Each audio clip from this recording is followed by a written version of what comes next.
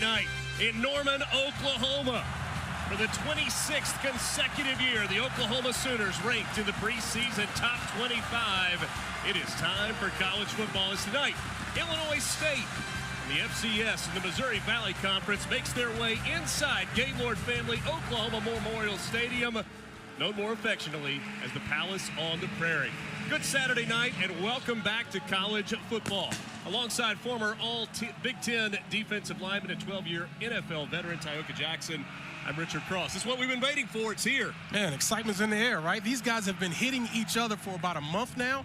They get to hit the other team. We got a front row seat. Let's get excited. So many storylines around this Oklahoma program in the offseason. Chief among them, a new quarterback and a new offensive coordinator. John Mateer set the world on fire at Washington State a year ago. Now he's the Sooners quarterback. If SEC fans have not heard of John Mateer, don't be upset. He sat behind Cam Ward for 2 seasons and then burst on the scene in 2024. He's got a great release, can beat you from the pocket. He also can beat you on the move, but he can gash you by tucking and running. 44 total touchdowns, 15 of them on the ground. Brent Venables is excited about this season. You see the numbers from John Mateer, a big part of this reason why. Nearly 4,000 yards of total offense with 44 touchdowns a season ago. The #1 transfer in the portal this past offseason. Brent Venables going into year number 4 here at the Palace. He's excited. 17th year that he's been on the Oklahoma coaching staff. And very, very optimistic about this team. Well, he should be because he's back calling the defensive signals. And there's no better defensive coordinator in the country than Brent Venables. Now, he is the head coach, and everybody knows it, but he is not from 30,000 square feet. He's back in the woods, and that's good for OK. Now you're going to look at Brock Spack on the sideline for Illinois State. He is the winningest coach in program history. A year ago, led his Redbirds to the FCS playoff second-round game. Season came to an end out in Davis, California. Absolutely perfect. Madison Hawk is the third member of our crew. She's on the sideline. We'll check in with her in just a little while. Illinois State won the toss. They deferred. It's going to be Oklahoma football as we get the 2025 season underway. Jaden Ott will take it off the bounce. It goes into the end zone, and so Oklahoma will begin its first offensive possession at the 25-yard line. Glad to have you along on this Saturday night in Norman.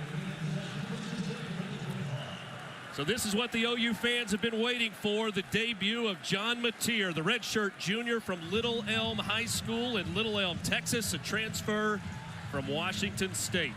He's on the Maxwell watch list, the Walter Camp watch list, the O'Brien watch list. He has been picked by some analysts as a potential Heisman Trophy candidate. And he'll be joined in the backfield by Javante Barnes on this first snap for the Oklahoma offense. New offensive coordinator. Guy calling the plays, Ben Arbuckle, who also was at Wazoo a year ago. Mateer to the air, complete. Gain of 4 on first down. Deion Burks on the reception. Second year in Oklahoma. He was injured a season ago, played in only 5 games. I love the early call for Coach Arbuckle to get his quarterback really comfortable. Nice, safe throw. Don't throw it down the middle, high balls or whatever. Throw it to the outside, get him going easy. Javante Barnes trying to get to the outside and a shoestring tackle. Patrick Bauer on the stop for Illinois State. That's a sensational play by Bauer, coming inside out, showing some speed. Right now, Illinois State is adjusting to the speed of the Sooners, but it looks like Patrick Bauer is ready to play. 3rd down and 6 for OU in the middle of the Illinois State defense, a guy that we'll watch closely, Ty Niekamp, preseason All-American at the FCS level. His dad is the defensive coordinator. To the air, complete, but stopped short of the first down. How about that opening defensive possession for the Redbirds of Illinois State? That was Niekamp on the tackle. Yeah, that's exactly what you want if you're the Redbirds defense. Play zone coverage, make the ball be thrown in front of you, and watch Niekamp break on it. Beautiful, short tackles, bring those arms. All young players bring those arms, and look at his buddies join the party. Mason Kaplan came in to help finish it off. Eddie Casper back to receive the punt for Illinois State. Jacob Ulrich, the punter for Oklahoma, transfer from Kennesaw State. He is on the Ray Guy watch list for the best punter in the country. 3 and out for the Oklahoma offense. Casper going to let this one hit. It takes a big Oklahoma roll inside the 20, inside the 15, all the way down to the 14-yard line. Big punt there for Ulrich. 54 yards with no return. Now it's Tommy Rittenhouse's turn, the senior from Geneva, Illinois, and St. Francis High School. He's a fifth-year senior. Redshirted his first year, had a broken collarbone. It was 2 years in where he realized he needed a mental reset, changed everything. The way he worked out, the way he studied, the way he practiced. A year ago, he led them to the second round of the FCS playoffs.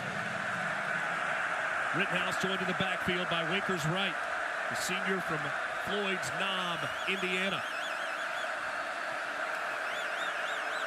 Off of his right hip, on the ground to start things off. And not much there. In fact, that's a loss of a yard on first down. Kobe McKenzie and Marvin Jones Jr. leading the way. And so were the rest of his buddies right there with him. Listen, this is going to be an early test of this offensive line of the Redbirds. Can they at least get a stalemate? They cannot allow penetration and put this offense behind schedule. And also, the Redbirds usually go very fast. But, Richard, they're going to slow it down today. They cannot unprotect their defense by going fast, 3 and out, and keep them exposed. A little bit of history for this OU defense. Cortland Guillory, the freshman from Houston, Texas, drew the start in this game. Just the second true freshman to ever start at quarterback for Oklahoma. This pass is complete out to the 15 for a gain of a couple. Javon Charles there to make the tackle. Great job by the Oklahoma defense, playing zone coverage. That's what you want in that situation. Drop in the zone. It's okay if you get the underneath throw, but come in and rally with short tackling. So both defenses get off to a great start. 3rd and long, you got to be very careful if you're Tommy Rittenhouse. Do not put this ball at risk in this area of the field. You try to get him on the move outside the pocket? I would, because this pass rush, they got 4 guys that can rush. They don't need to blitz. Talking about Oklahoma, they got 4 guys can beat one-on-ones. You got to protect this quarterback. Bottom of your screen on the end of the defensive line. Watch number 32, R. Mason Thomas, 10.5 career sacks. He had a breakout season a year ago. But flags before the snap and a delay of game on Illinois State. Before the snap, delay of game, offense, 5-yard penalty, still 3rd down. Mark Curls leads this SEC officiating crew tonight, the referee in the white hat. This is a different atmosphere than the Redbirds are used to. This crowd is going to be a part of the game. Opened their season a year ago at Iowa. So they got the Big Ten treatment in Kinnick Stadium. They're getting the SEC treatment on this Saturday night at Norman, Oklahoma. 3rd and long on the ground. It's Winkers Wright out across the 20 to the 25 to the 30. And that's enough for an Illinois State first down. Wow, great run. You know, Tony Peterson, the Redbird offensive coordinator, said, hey, we might run it when they think we're going to throw it. We're going to be smart with this football. And that's exactly what happened here. Oklahoma was in pass rush mode, opened up running lanes, and Winkers Wright can run the football. There's no question about it. Gain of 24 on the carry out to the 35-yard line. So the first down of this game belongs to the Redbirds. You see Wright, 1,000-yard rusher a season ago, over 1,100 yards. And they go back to Winkers Wright. He tries to get to the left side. He's brought down by one of those big men along the defensive front, Jaden Jackson, the sophomore out of Indianapolis, Indiana. We talked about Wright going over 1,000 yards last year. He was the first back since 2019 to do so. Again, so he is a terrific back. Show me some vision here. 3 yards is good enough on first down. Just stay on schedule. Make sure you're not putting yourself behind the 8 ball. Now you can call anything you want at 2nd and 7, much better than 2nd and 13. Empty backfield this time for Tommy Rittenhouse. Ball's got to come out quick here. See Oklahoma stacked on the left side of that defensive line. Rittenhouse pressure, didn't see it coming, pass incomplete. That was Peyton Bowen who was coming down hard for that strong safety spot. So again, Tony Peterson told us we cannot hold the football. Tommy has got to see it and go. Watch him pat the football. So you can get away with this in the FCS with all due respect, but not against this front. See that pat right there? You got to let it go. Even if you throw it out of bounds, it's better than taking the hit. Bowen untouched coming from the outside. They disguise the blitz.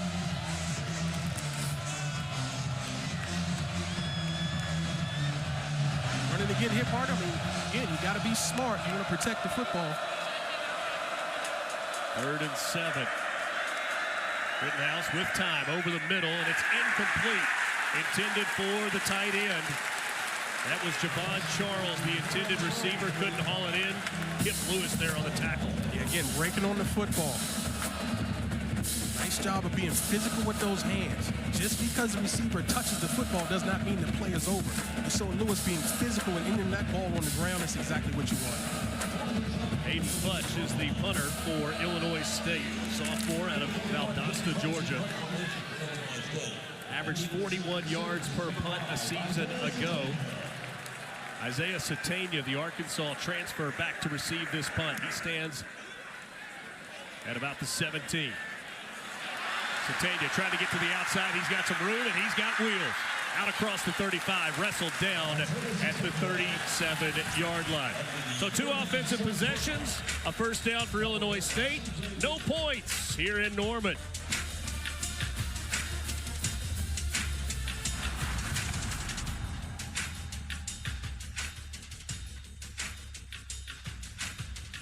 '60th consecutive sellout at Oklahoma Memorial Stadium. As promised, the third member of our broadcast crew. Here's Madison Hawk on the field. Richard, nowhere else in the world I'd rather be than right here, right now, and that's exactly how Oklahoma's new offensive coordinator, Ben Arbuckle, feels. Arbuckle has had a lot of success at each stop, but this stop finally feels like home for him and his wife, Lauren. They both grew up just 3 hours from Norman. He told me Lauren, his father-in-law, they're both diehard Sooners fans, so they had to have their first date here in Oklahoma. We're going to see him calling the plays on the sidelines as well. That first date was in 2012. It was an Oklahoma-Notre Dame game here in Norman. It was tied at 13 with 9 minutes to play. Notre Dame scored 17 unanswered. They won that ball game. So Oklahoma lost, but Ben Arbuckle won. No doubt. And they're going to put Match.com out of business with that. I'm telling you right now, fans, just come to OU game. You can find the love of your life.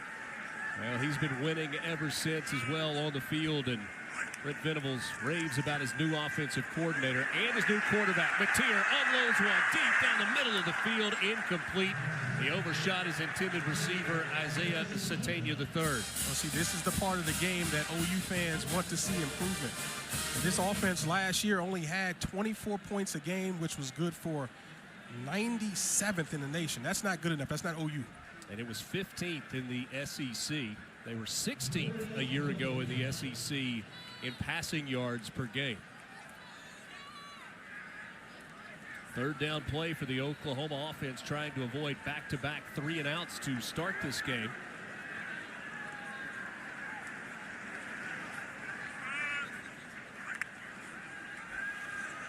Mateer with time over the middle. That's complete. On the catch is Jaron Kanik, and he fumbled it at the end. Kanik, a converted linebacker. Really good hands. You saw him make the catch, pick up the first down, but Ty Niekamp involved. Wow, what a return of events. Again, good throw, nice catch. Now watch the physicality, multiple hats on the football. I didn't see the number, but literally got a hat on the football. Let's see who that is. Jack Dwyer, number Beautiful. 34, came in, knocked it out, and a turnover forced by Illinois State. That was one of the keys that Illinois State talked about coming into this game. They had to win the turnover battle.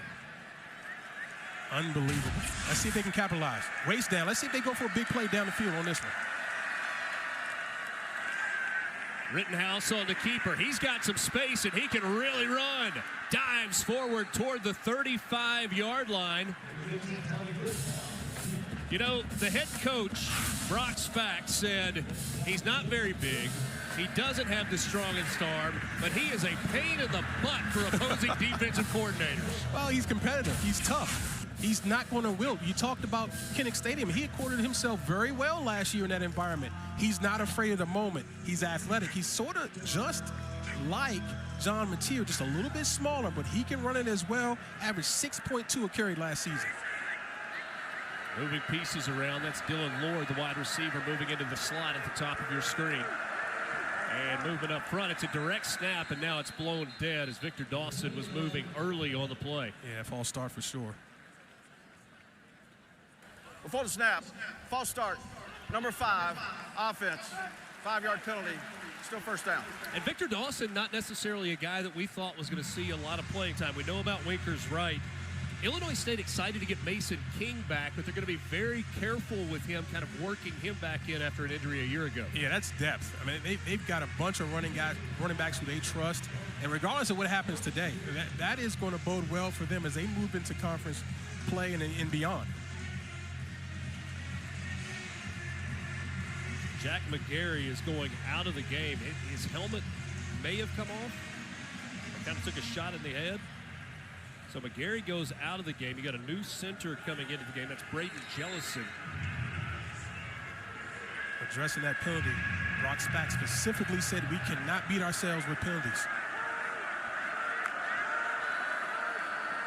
On the ground, it's Dawson. He's stacked up. First hit came from Kobe McKenzie, that middle linebacker. Conservative play call, which I have no problem with. Again, you're trying to stay in control of this game. Two gapping inside, and you got multiple backers run through. So what does that mean? When you see a gap as a linebacker, you take that gap. Don't stay back. This defense is a one-gap up-the-field defense, not just with their defensive line, but their linebackers get in the backfield as well. Jack McGarry, the center, does come back into the ball game. Victor Dawson stays in at tailback. At some point, I want to see a hard play action to get those guys moving, see if you can get them downfield.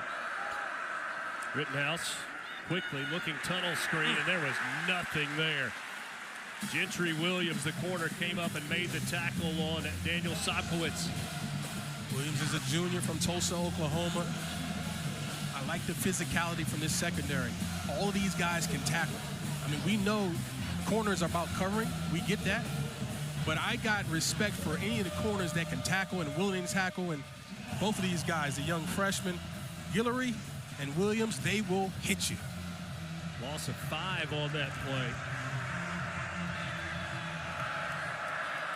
How aggressive do you get here if you're the Redbirds? 3rd and 20 to the air. Pass complete and a tackle immediately. That was Guillory on the tackle. Cortland Guillory, the freshman. He played at Klein Oak High School. Talked about him being just the 2nd ever true freshman to start at corner. When we visited with the Oklahoma coaches, they are really excited about his future. And they should be. I mean, he's got great length, and they say that the moment isn't too big for him. He hasn't acted like a freshman at any moment. He's just fitting right in with these upperclassmen. I'm just telling you, guys like that project very well down the line. He had the big run early in the drive from Rittenhouse, but a penalty and then a 5-yard loss on a pass play.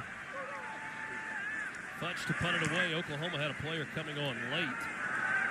This one's going to hit inside the 5-yard line. It's going to be downed at the 6. A good punt and good coverage by Illinois State. 5:43 to go. Quarter number 1. Still no score here in Norman.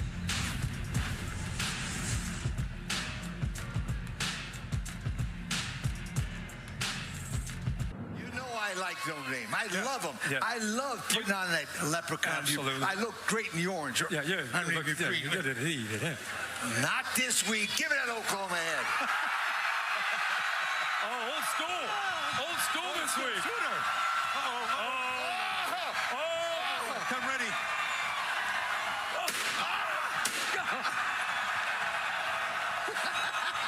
I'm telling you, man. Oh, God. That is really... It was the second shot that got him. The second one was the loud one. He had that Sooner Schooner hat on. Lee Corso, a brilliant career, came to an end earlier today in Columbus, Ohio, when he donned the headgear for the very last time and picked correctly when he put Brutus the Buckeyes hat on. A man that has lived college football for half a century. Did he haul that in?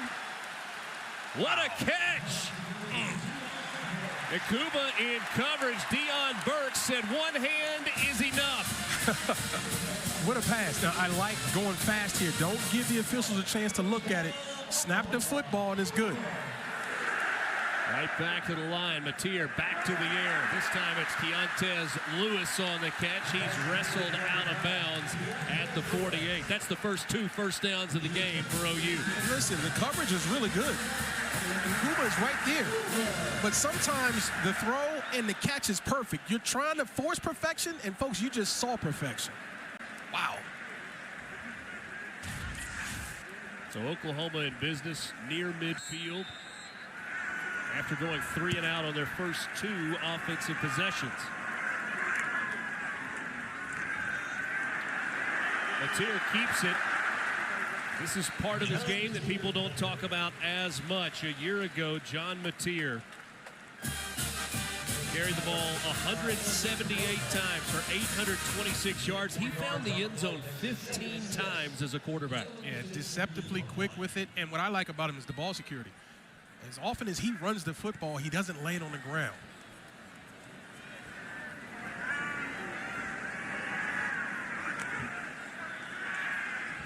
Mateer looking to throw, wasn't there.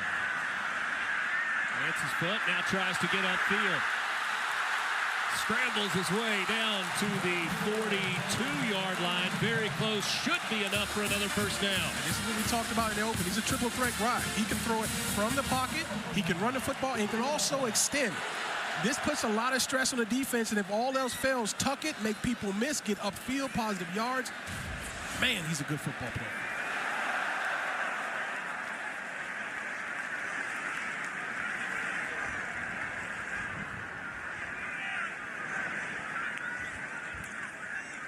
Mateer, great a year ago at forcing missed tackles, best in all of FBS. On the carry that time, Javante Barnes works his way down to the 35-yard line. And outside zone was that play, and when you got that zone block and you got offensive linemen all moving together in one direction, if your back has vision, there will be cutback lanes, and Barnes exploited one there. 2nd and 4 coming up after a gain of 6 on the carry for the senior from Las Vegas, Javante Barnes. Now you've got Barnes and the freshman Torrey Black in the game, pair of running backs. Across the middle in traffic, that's going to be short of the first down and is going to bring up 3rd down and short. Tioka, one of the things that Oklahoma talked to us about was leadership with John Mateer and how that developed quickly when he got on campus. Yeah, he's an outstanding leader. He was voted a captain, had only been there since January. Now think about that. His teammates voted him as a captain, only being there in a few months. And that's really hard to do, but it speaks to the type of man he is. He understands that football is a people business. And he came in and got with his people. Now he's a captain. 3rd down and a couple. On the ground across the 30. That's enough for a first down. John Mateer wasn't sure where to go when they started drills. Madison Hawks, his teammates told him where to go. Yeah, when he arrived on campus, he went to the back of the line of workout drills, and then his teammates quickly pushed him to the front of the line and said, hey, you're our QB1 now. You are our leader. He said he was so thankful that he instantly had their respect. It wasn't the coaching staff that told him to get to the front. It was his teammates, and he told me that just meant so much to him. But his key leadership method is to lead by example. Todd Bates, the co-defensive coordinator, told us he saw that happen and still gets chill bumps thinking about the way that it unfolded. Satania on the catch, short gain there. And you saw with John Mateer on the front of that left shoulder, that captain's patch. And that says something when you've got a transfer that comes in and earns that honor. Yeah, I'm going to tell you this right now. He's a 500-pound squatter, okay? So what does that mean? When you got a quarterback who comes in the weight room and works his butt off, that inspires teammates. That makes them respect. A lot of quarterbacks don't touch the weight room very much. John Mateer is not one of those guys. Play action. Mateer over the middle, wide open. That's caught inside the 5, down to the 2-yard line. Jacob Jordan, the sophomore from South Lake, Texas. Carroll High School, the powerhouse. It's Oklahoma in business. And you were starting to get in rhythm offensively, looking very good right now. Whistles before the play, movement up front. The signal is false start. False start. Number 9, offense. 5-yard penalty. Still first down.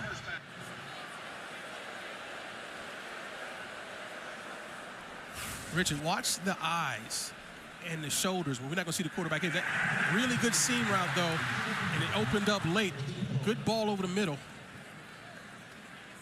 Great job of getting the ball out of his hands. He knows exactly where the ball needs to go. You don't see any hesitation because he's been in this offense now for 3 years.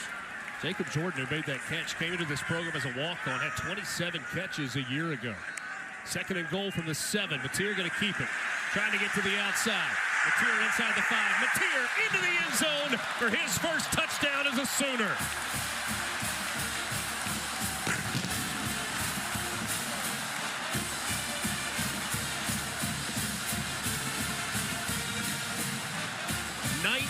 Career rushing touchdown for John Mateer. He's showing everything in his bag, folks. He's thrown it from the pocket. He's gotten rid of the ball quick. He's thrown on the move. And now you run a design quarterback sweep. That ball was supposed to hit inside. How about the vision to bounce outside with quickness and physicality at the goal line? Tate Sandell on for the extra point. It is good, and Oklahoma leads it 7-0. Inside a minute to go in quarter number 1. Took a while to get points on the board, but finally Sooner fans something to cheer about. He's a triple threat, folks. He can do it all. Tucking the football, ball security, and look at the speed to the corner. Finishing through a tackle, 7-0 OU.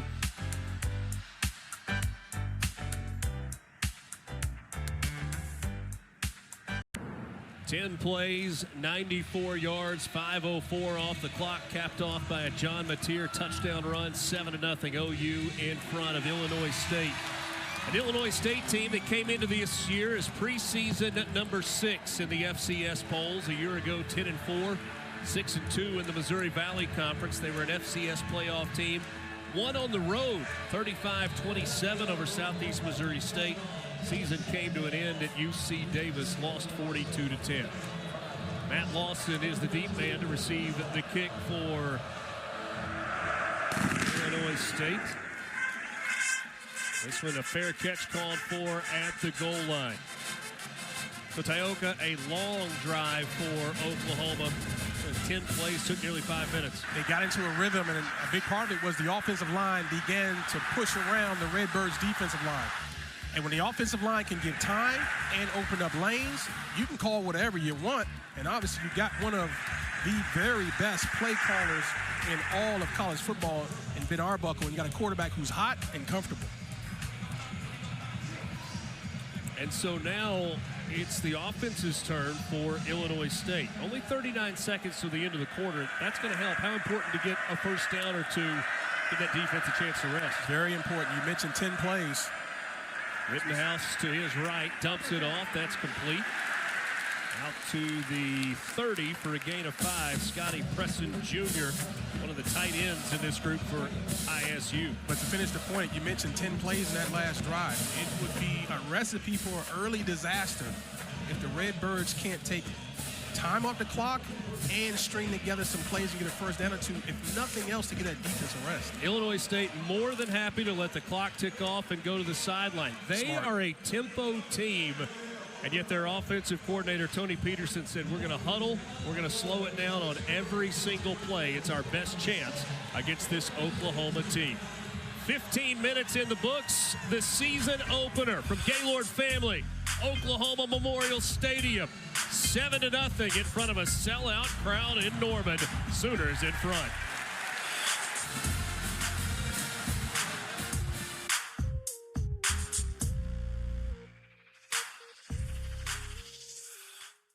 Redbirds of Illinois State, 7-0. You see Brock Spack there on the sideline for the Redbirds, winning his coach in school history, now his 17th season.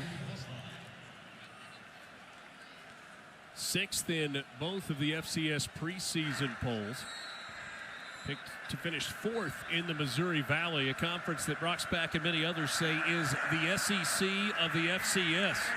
This is Winkers right on the carry, and that's enough for a first down. Very impressive work from that offensive line. They're in 11 personnel, 1 tight end, 1 back, 3 wide receivers, spreading the defense out, which is what they like to do, and then find running lanes up inside. But that takes execution from the offensive line, and that was a beautiful job there. 6 times under Brock Spack, Illinois State has gone to the FCS playoffs. Started his career as a defensive backs coach at Purdue, went to Wyoming for a couple of years as defensive coordinator, came back to Purdue under Joe Tiller, was there until 2008. And in 2009 began this run as head coach of the Redbirds. A smart slide there by Rittenhouse. And that's one of the areas that they want him to be careful. So you don't have anything to prove. We need you on the field. Yeah, no hero ball. It's unnecessary. Get you what you can get and get down. They talked about that. This is the evolution of a quarterback with the amount of experience he has. He's adding that piece to the game. We know you're tough. We know you can run. Just be smart for the team.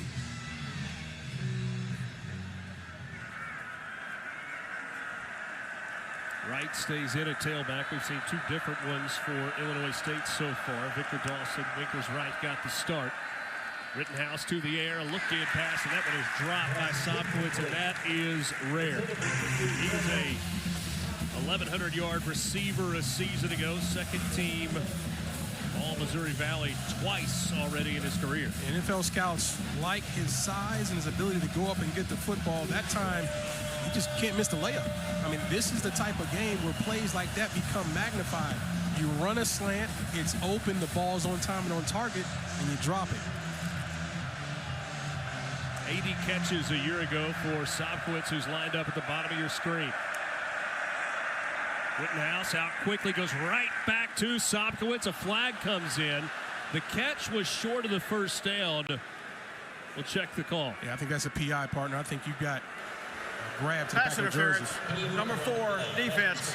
The penalty is a first down at the spot of foul. Sobkowitz is working against the freshman. Man coverage. He doesn't want to let him inside. Beautiful job of getting inside. Here comes the ball, and there's the grab from the back of the jersey. He'll learn. Talking about Cortland Guillory. You can't grab a jersey and pull it. That's easy for the striped shirts to see it. Get in there tight and be physical with your hands. If you're beat inside, finish the play with your hands on the football. A couple of first downs on this drive for Illinois State. Approaching midfield from the 45 to the ground. This is Victor Dawson. Short gain there on first down. You say short gain, and it was. That's because it was excellent reaction by number 10, Kip Lewis. So Victor Dawson again, another one of these backs. They're rolling in, keeping them fresh. That's very smart. Play a lot of guys early. A lot of times these FCS teams tend to wear down against the pressure of the FBS. If you've got multiple people that you trust, you need to play them and play them early. Kip Lewis earned the nickname Pick Lewis a year ago. 2 pick-6 returned for touchdown. 1 against Auburn, 1 against Alabama. Rittenhouse, pocket breaks down, trying to get away and throw it away. And, wow, that ball was incomplete. Had a Illinois State receiver that just flashed at the end, Javon Charles, and looked like he might have caught it. Rittenhouse, a good job, though, to avoid the sack. Right. I mean, it's a nice job and a little dangerous to be throwing it that late. Here comes the blitz. Cross blitz, which was they like to do. And what, man, just how about running over the back and creating havoc? That's a nice job by Kobe McKenzie. Sometimes you want to make a guy look silly with a quick move, and other times you just run him flat over. That's exactly what McKenzie did, collapse in the pocket. See the deliberate pace by Illinois State. Play clock down at 5, and perhaps a timeout taken. Or will be taken. They reset the play clock. Beg your pardon. 3rd and 9.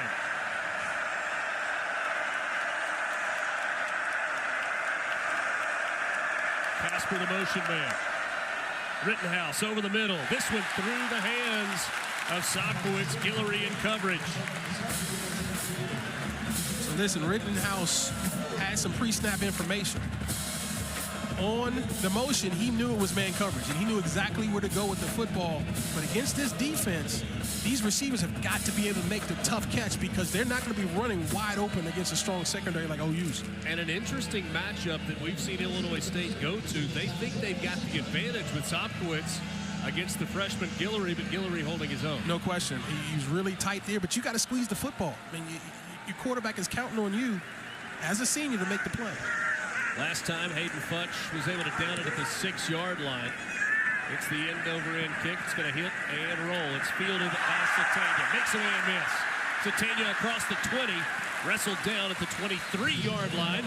That's where the Oklahoma offense will go to work when we come back. Sooners in front, 7-zip.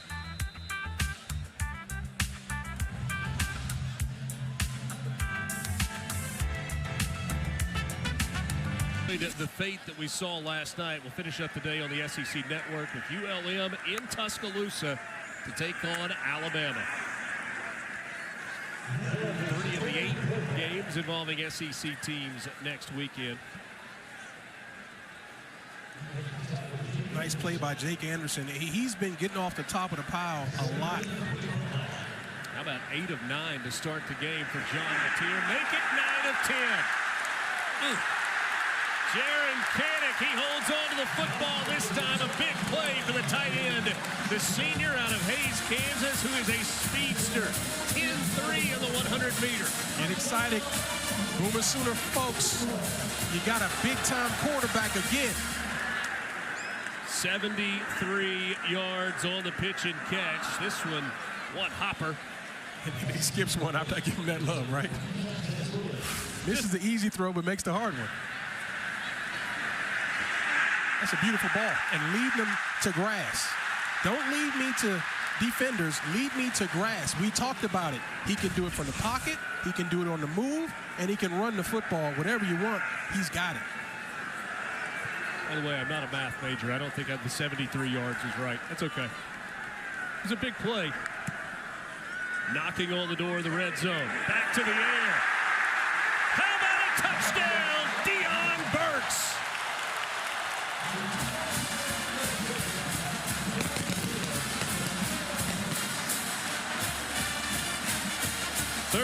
Nothing. Oklahoma in front. We talked about the play count continuing to mount, and what I'm starting to see are some heavy legs from the Redbirds defense. Easy in cut. No defender to be found, and that's just like 7-on-7 in practice for John Mateer. He's just not going to miss that.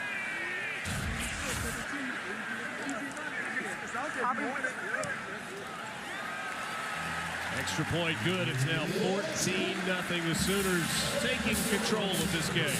He was excellent last year at WashU. Now he's got better people around him. His career is ascending, folks. 14-0 Sooners.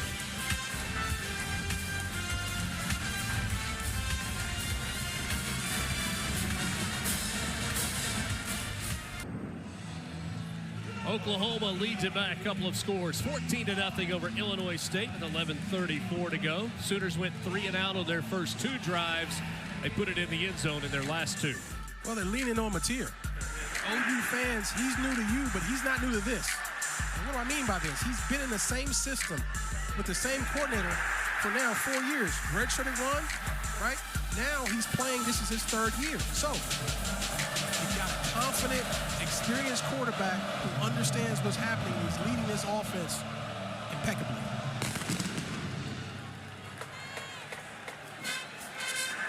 From the 6. Not going to get to the 20. Ball came out and scooped up. They spot it down, though, at the 18-yard line. Sooners fans, for a moment, thought they were about to get to celebrate another touchdown. Ball came loose. Reggie Powers, the 3rd, scooped it up and took it to the house, but a dead ball.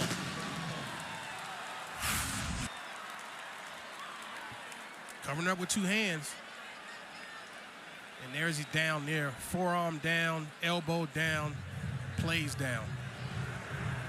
Let's go downstairs and check in with Madison Hawks for more on Ben Arbuckle. Yeah, that offensive scoring drive was sparked by Ben Arbuckle at the timeout before, just motivating his team, telling them to fight.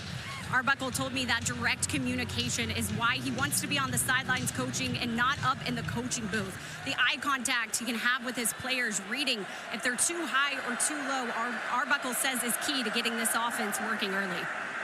Wakers right on the carry, made the first man miss and turned that into a 9-yard run on first down. 1,123 yards last year, 5.2 carry, 11 touchdowns. I'm not surprised. He runs with vision, 6'1", 205, a little more powerful than his numbers show. But I like the vision and ability to cut back to open grass. One of the players on this Illinois State team that had the opportunity to make a move to a Power 4 program decided that he wanted to stay put and finish what he had started going into his senior year. Well, that says a lot about the culture they have with the Redbirds.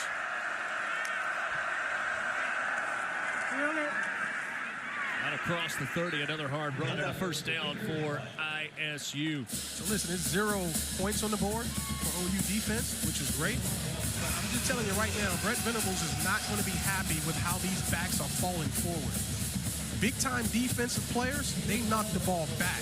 We've got Winker, Wrights, and other falling forward for extra yards, and that's not good. Fresh set of downs from the 32 for Illinois State. Feels like a pretty important drive for the Redbirds. They've had some success offensively, but no points to show for it.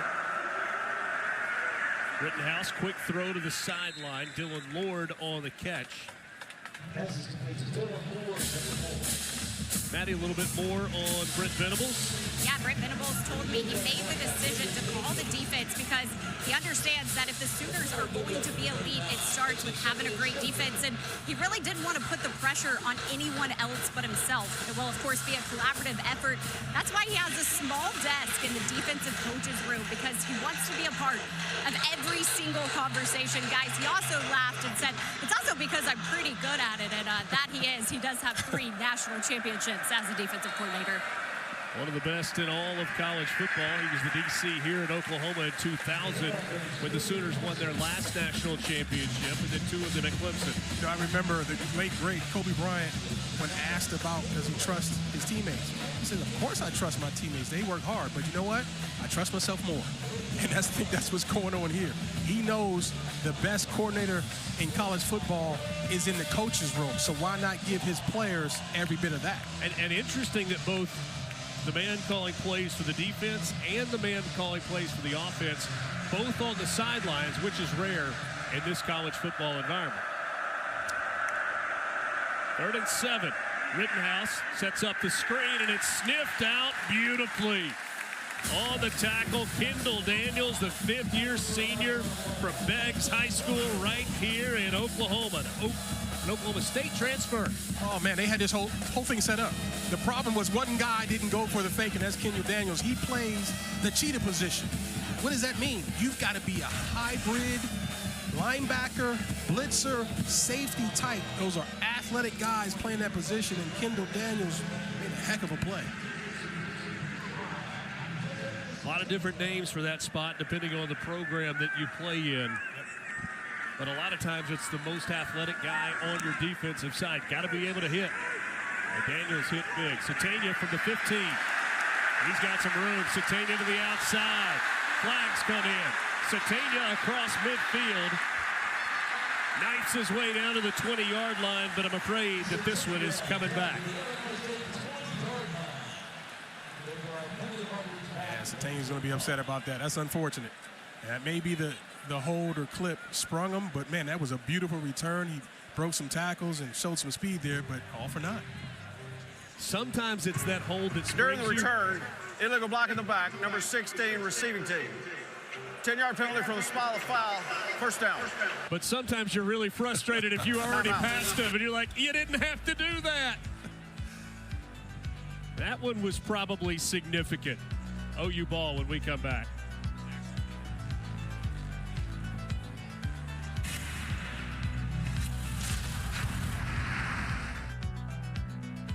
Next Saturday night under the lights. How about this QB matchup? Bryce Underwood, the freshman, named the starter for the Wolverines coming into the year. Nothing young about John Mateer. Ty Niekamp. You see Underwood, the #1 overall prospect, longtime commitment to LSU. A very publicized change of mind to go to Michigan.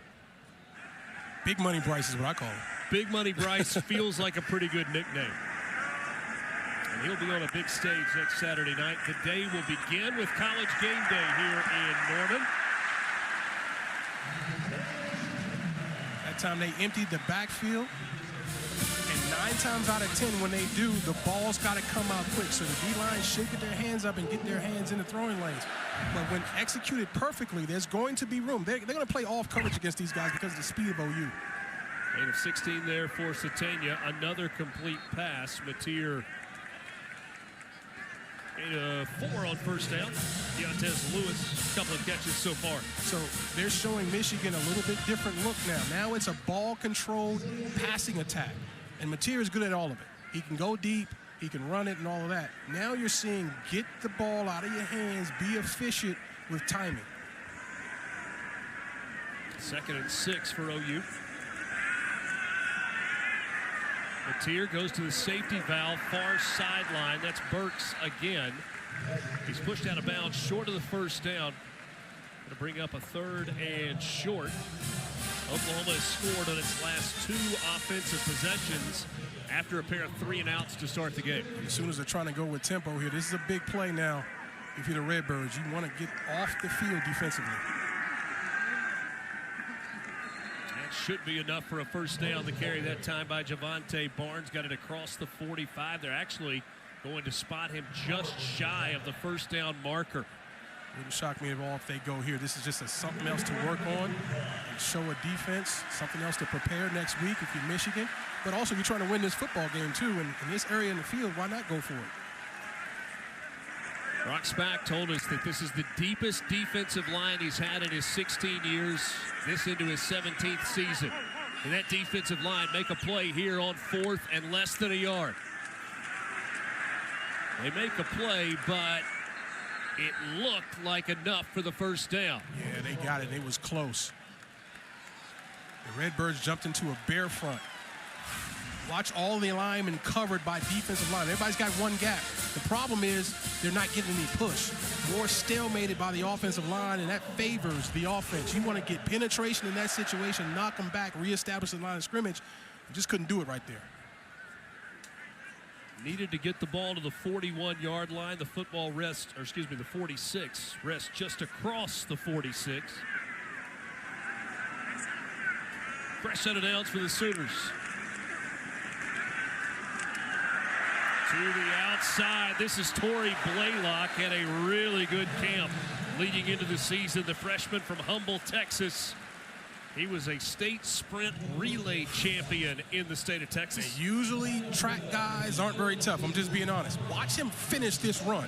That's toughness.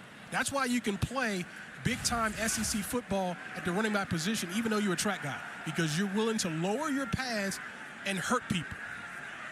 I'm not sure Dad would have allowed him not to be tough.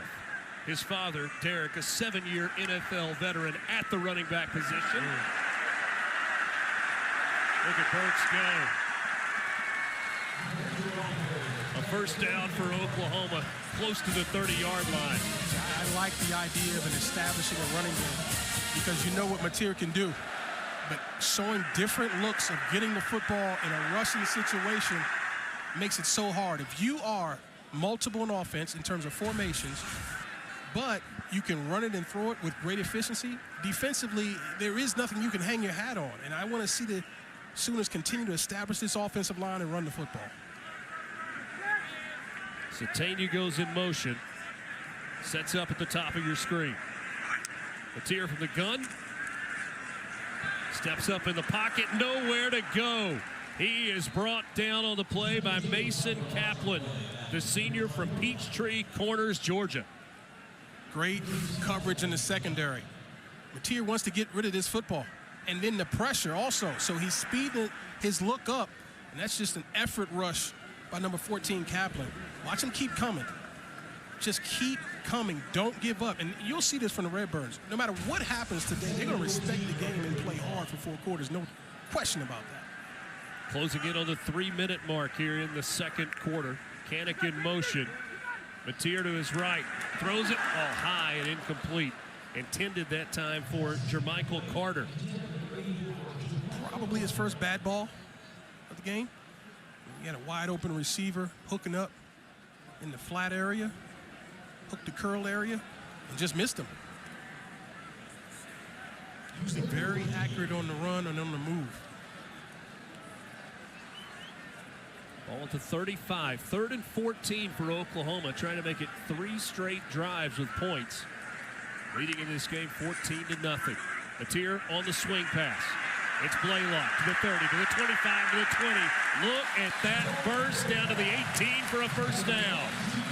Sometimes the play call is perfect versus the defense that's called. This time, Illinois State tried to bling a blitz off the corner.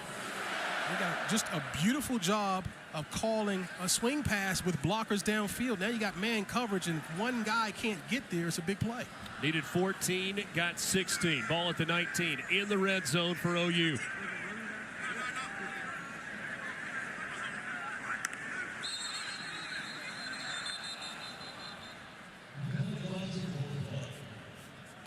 Before the snap, false start, number 71 and 78, offense. 5-yard penalty, still first down. Back to that swing pass. Timing is everything in life and in football. And I guess obviously Ben Arbuckle felt the blitz was coming. And look at the blocking downfield. You can't play wide receiver for OU if you're not willing to block. They've got a bunch of guys who will stick their nose in.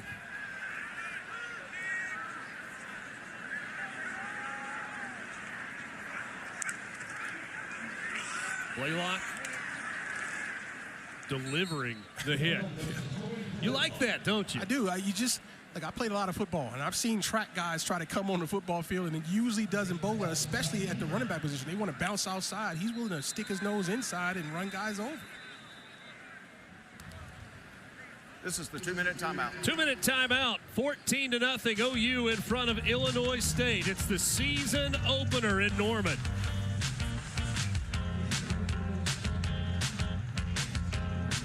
Score once again before halftime. 2 minutes to go until the halftime break, when the pride of Oklahoma will take the field. You can watch their halftime performance on the ESPN app. Maybe the biggest differentiator between college football and the NFL, the marching bands. No doubt. And they work. Who do they work to get ready for the start of the season? 2nd and 12. Mateer with time. Over the middle. Delivers complete. Aaron Canick, another catch for him. Started 10 games over the last 2 years at linebacker. In his career, 103 tackles. Forced a couple of fumbles. Offensive coordinator Ben Arbuckle said he's the coolest dude in the building. Friends with everyone, but when he steps on the football field, he flips the switch. And make no mistake, playing linebacker helps him with that tight end position. He knows exactly how linebackers cover and where the voids are in the zones. Blaylock in the backfield. It's Blaylock on the carry. Picks his way down to the 5-yard line. Gang tackle there. I like this freshman now. He hasn't really bust loose yet. We talked about his top end speed, but just the discipline to run up inside, the fearlessness, and then also the impact on contact. Just a freshman. 2nd and goal from the 5. Oklahoma trying to make it 3 straight possessions in which they get into the end zone. Inside a minute until the half. Blaylock into the end zone. Touchdown, OU.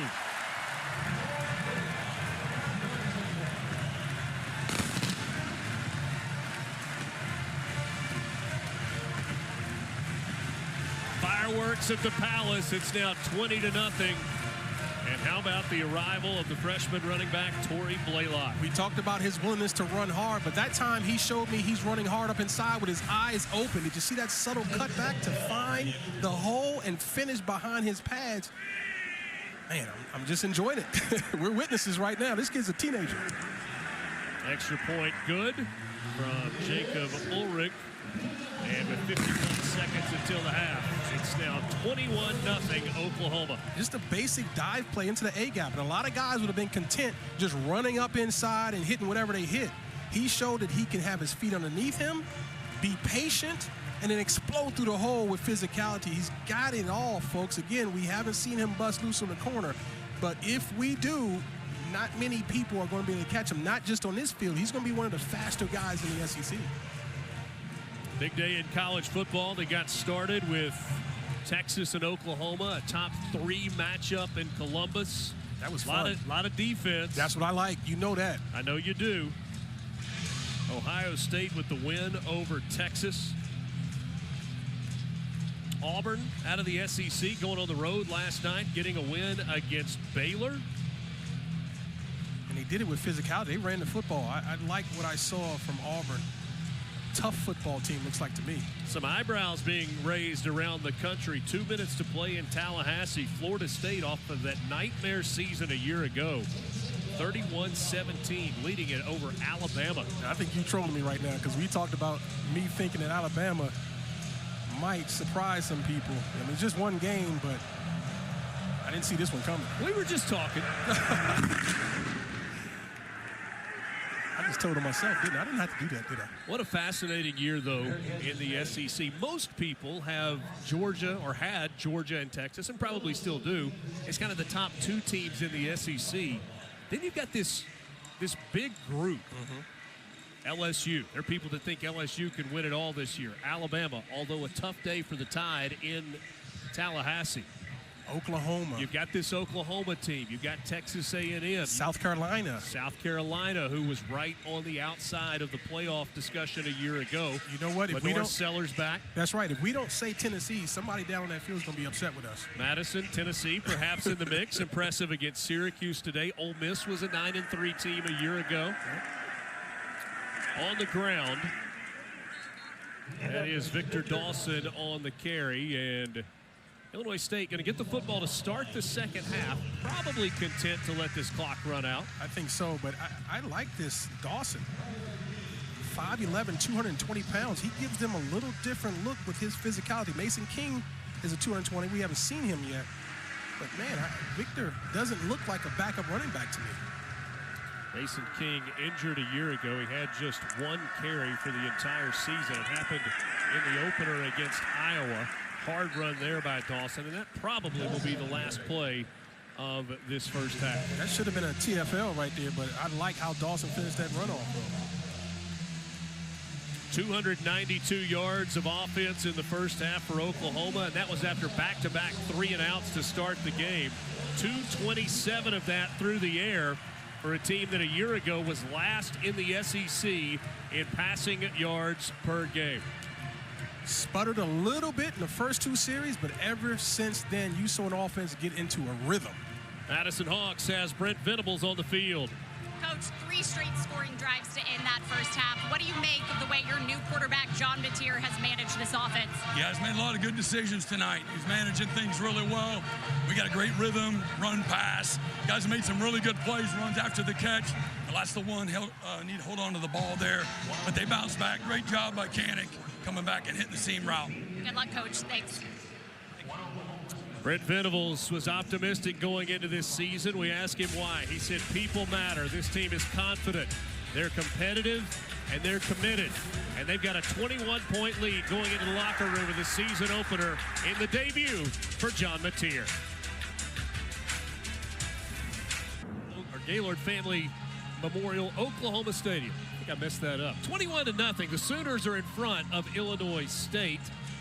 A big day to start college football. We bounce around the SEC. First game of the day that had all the eyes on it. Number 1, Texas going to the Horseshoe in Columbus. It was Ohio State 14-7. A defensive battle between those 2 teams. Not the debut to the season that Arch Manning and the Longhorns were hoping for. Alabama in, at times, a rainstorm in Tallahassee. It was number 8 Alabama, unranked Florida State, but the Seminoles with a massive statement win on the opening Saturday of the season, a 2-score win. And we rewind. Last night in Waco, Auburn, a team with question marks and plenty of pressure. Well, they answered a bunch of questions last night. A 14-point win on the road against the Baylor Bears. Auburn, a good start to the year with former Oklahoma quarterback Jackson Arnold leading the way for the Auburn Tigers. Second half action is just around the corner. We'll take a look at some of the numbers from the first half when we come back to Norman.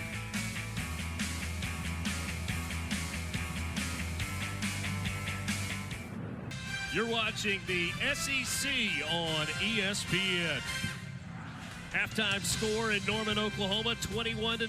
The 18th-ranked Sooners leading it over the Illinois State Redbirds out of the Missouri Family Conference. Back at the Palace on the Prairie, another sellout tonight alongside Tyoka Jackson. I'm Richard Cross. Madison Hawk is on the field.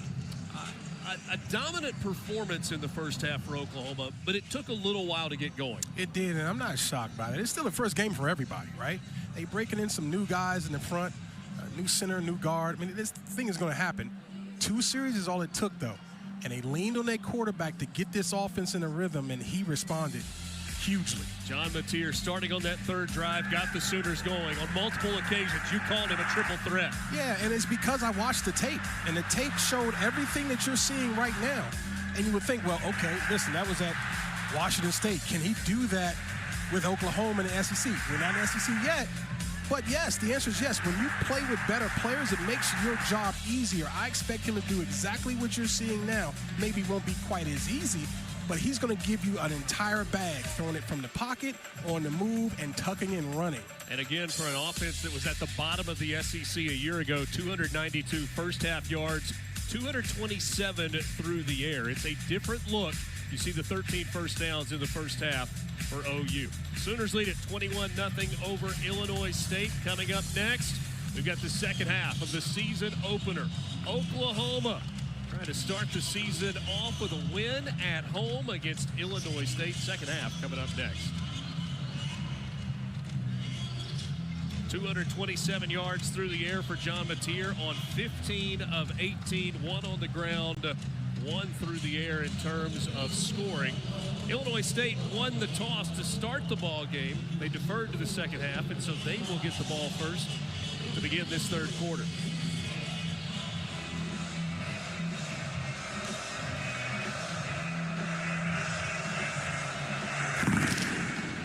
Second half underway.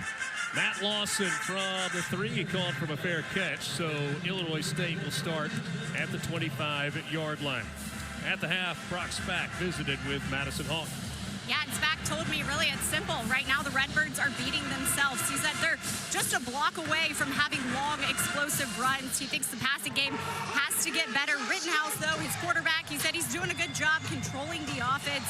Defensively, though, he said they have to tackle better, especially in the secondary. Take better angles and be more explosive at the line of scrimmage. Tyoka was one of your keys to the game. The Redbirds have to win the line of scrimmage, and that's exactly what Brock Spack just told me at the half. Yeah, and this is tough. I mean, they've got, talking about Oklahoma, one of the best defensive lines in the conference. They're deep, they're athletic, and they're very aggressive. The passing game has been virtually non-existent for Illinois State. Rittenhouse 5 of 11 for 12 yards. That's going to help right there. A 10-yard completion on first down and another first down for the Redbirds. I like how they got Rittenhouse on the move. Get him away from that pressure. Get him away from that aggressive defensive line. First of all, if it starts with a hard play action, and we talked about that in the first half, give him that hard play action because these linebackers react quick, and that will open up throwing lanes. Winker's right, the leading rusher in the first half, 6 carries for 48 yards, including a 24-yard run.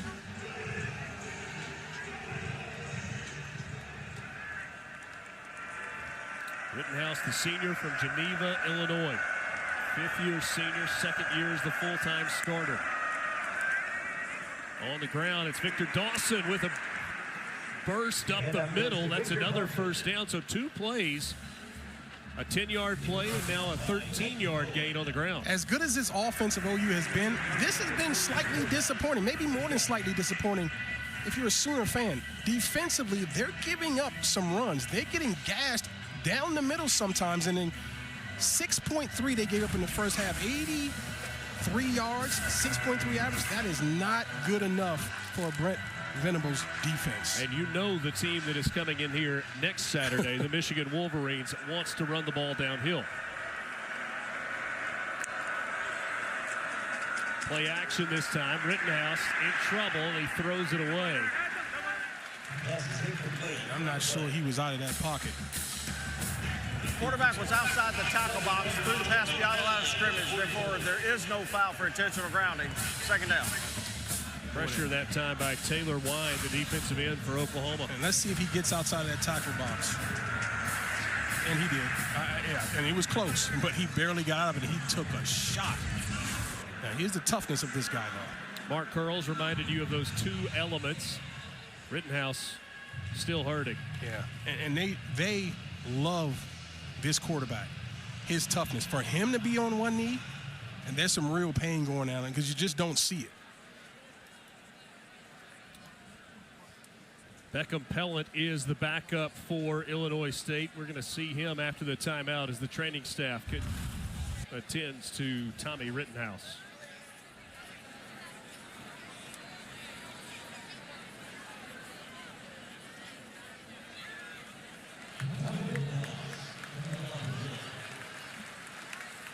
That right elbow, that throwing arm, it's going to hit the ground first, and that's smarts. That's driving something up into something else, and that's the throwing arm. I'm just hoping that he can shake that off and come out of that tent. Right arm was a little limp as he was jogging off the field. He was trying to kind of rotate his arm. Coming out, throwing, and complete on first down. That's Beckham Pellant, the backup redshirt freshman from Chandler, Arizona, Hamilton High School. Played sparingly a year ago. He's 2 of 2 throwing the football. Redshirt freshman threw that with some confidence. He did. And speaking of confidence, how about the call to have him come off the bench? Slinging it by Tony Peterson. 3rd down and 8 coming up here. Beckham Pellant, a legacy at Illinois State. His grandfather, Bob Hawkins, played football for the Redbirds. Victor Dawson in the backfield. 5 rushes coming. Crashing down and making the tackle, Owen Heineke, the Will linebacker. Had just 7 tackles a year ago, but the redshirt junior, he was in the right spot there, the transfer from Ohio State. Yeah, and again, watch him play downhill.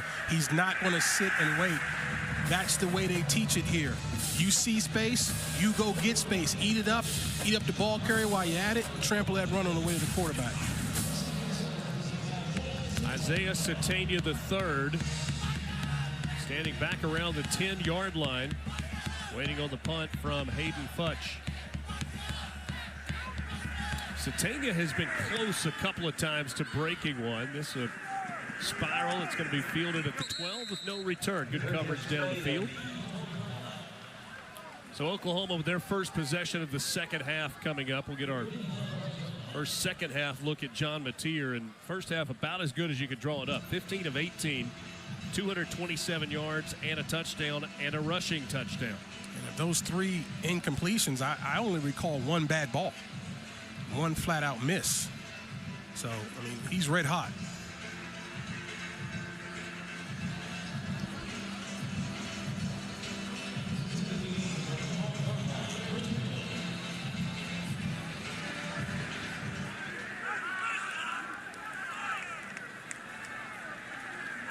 Offensive coordinator Ben Arbuckle, I think this was affectionate when he said it, but John Mateer's a meathead. He said he's a football player first, a quarterback second. It's almost like he's a linebacker that throws it and runs it well. Yeah, that was a compliment. It was. when you call me a meathead, I get a little upset. But for a quarterback, that's a compliment. He is a regular guy. He's one of the guys.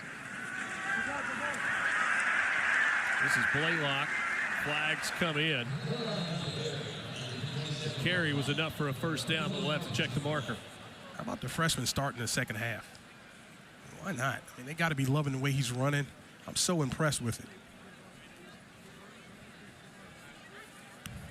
Holding, number 12, offense. 10-yard penalty for the spot of the foul. Replay 2nd down. That's Jared Canick called for the hold. Blaylock, the freshman out of Humble, Texas. Atascosa High School. He's shown us a little bit of different things in his bag as well. He's caught the football. We've seen him run up inside with toughness. We've seen him cut it back on zone reads. We've seen him run with his eyes open, make people miss in the hole. He's got it all.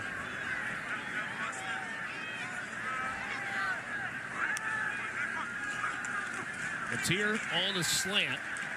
Caught at the 15. Couple of tackles broken by Deion Burks, and he's finally going to be corralled and dropped at the 15-yard line, and that will bring up 3rd down. This is what Coach Brock Spack was talking about. He wanted to tackle better. And that's easier said than done when you got receivers who refuse to go down. He's fighting for every yard. But now what I will say is the Redbirds continue to fight.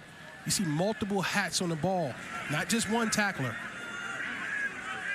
3rd and 7 coming up. Remember, to start the game on the first 2 offensive possessions, Illinois State's defense was able to force 3 and outs, trying to do so to start the second half as well. Mateer flushed.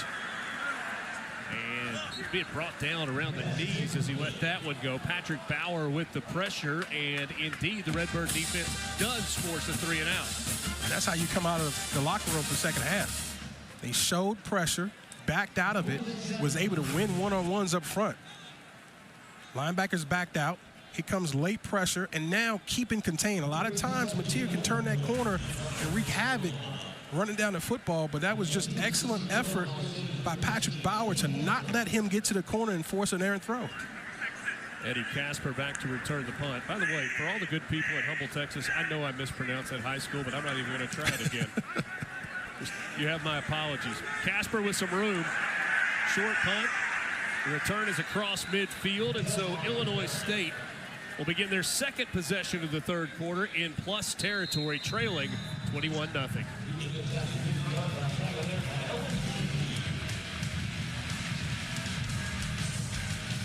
Biggest team in college football history with 1,012, 950 for Oklahoma. That's number 6 all-time. Combined 19 national titles and 10 Heisman Trophy winners. They will come in and challenge this Sooner front 7. They are looking to bludgeon people. How about only the 2nd meeting ever between Oklahoma and Michigan?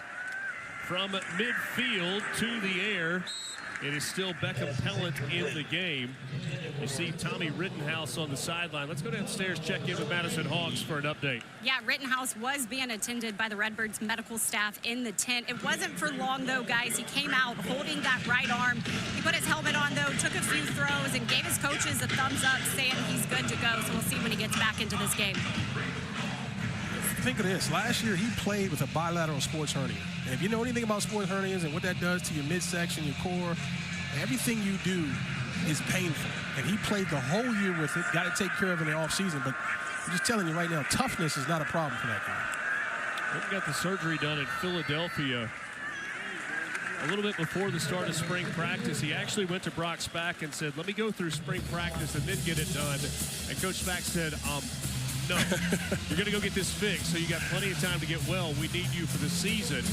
And so Beckham Pellant got basically every single snap at the quarterback spot in spring ball. And he's going to lean on that experience right now in a hostile environment. 3rd and long. Let's see how the kid does. Second best starting field position of the night for Illinois State. They began at midfield. They had the other drive that began at the 41 after the fumble recovery. Pellant has it batted down at the line. And the Oklahoma defense stands tall to force a 3 and out. He's only 6 feet tall, so the launch point is going to be lower. Watch him get depth in his drops. You want to see him get a little bit more depth just to get the angle right, but the ball has to come out quick because he's doing it from empty. It's just a great job defensively by Thomas to get his hands up. And that was R. Mason Thomas, the senior from Fort Lauderdale.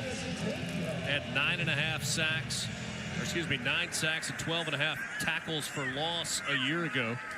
A couple of fumble recoveries, including for a touchdown against LSU last year. This punt's going to hit at the 10. Rolls inside the 5, and it's going to come to a stop there. Wish I could get a gap wedge to do that.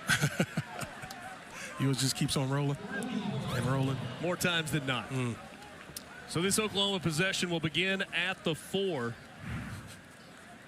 Night slate of games is underway now, including a massive matchup in the Battle of Death Valleys. LSU on the road against Clemson.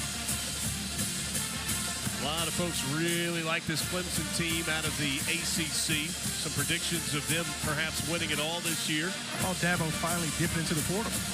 A little bit. Just a dabble. By Dabo. You see what I did there? I see what you did there. Once again, it's Blaylock in the backfield, and I think we probably shouldn't be surprised. Sometimes when you talk to coaches, you've got to read between the lines a little bit.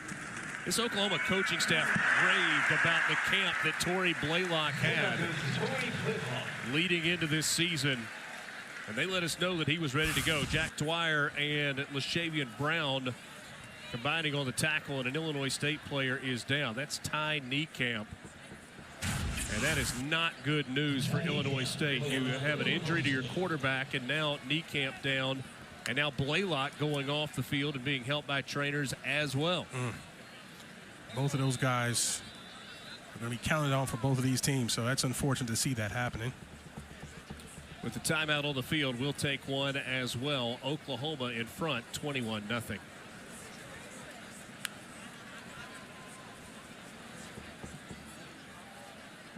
See there on the left side of your screen, he knifes in, and looks like a little friendly fire at the end of that. And then Blaylock was helped off the field into the injury tent as Javonte Barnes is back in running the football for Oklahoma. You see Niekamp there. Great story. Ty Niekamp, 112 tackles a year ago, 11 for loss. 12 passes defended. He is the son of the defensive coordinator, Travis Niekamp. You get a look at him there in the box. Great visit with Travis earlier this week, and he said, you know, this is the time of the year where I'm coach, not dad.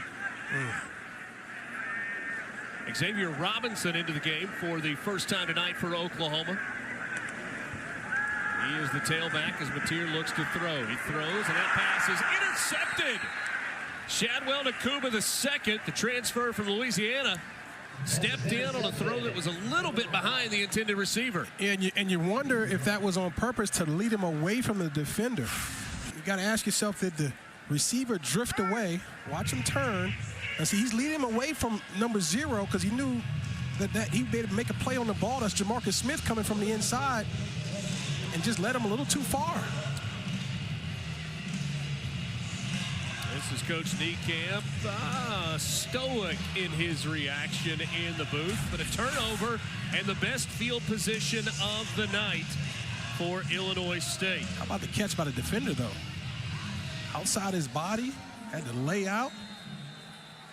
So Pellant stays in the game at quarterback for the Redbirds.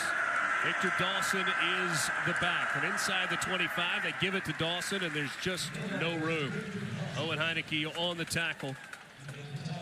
We talked about what will Illinois State do when they have opportunities like this, when they come up with some kind of trick play, something to try to catch OU sleeping or maybe lacking some eye discipline. This might be a good opportunity right now. You're in field goal range. Let's see if they come up with something tricky.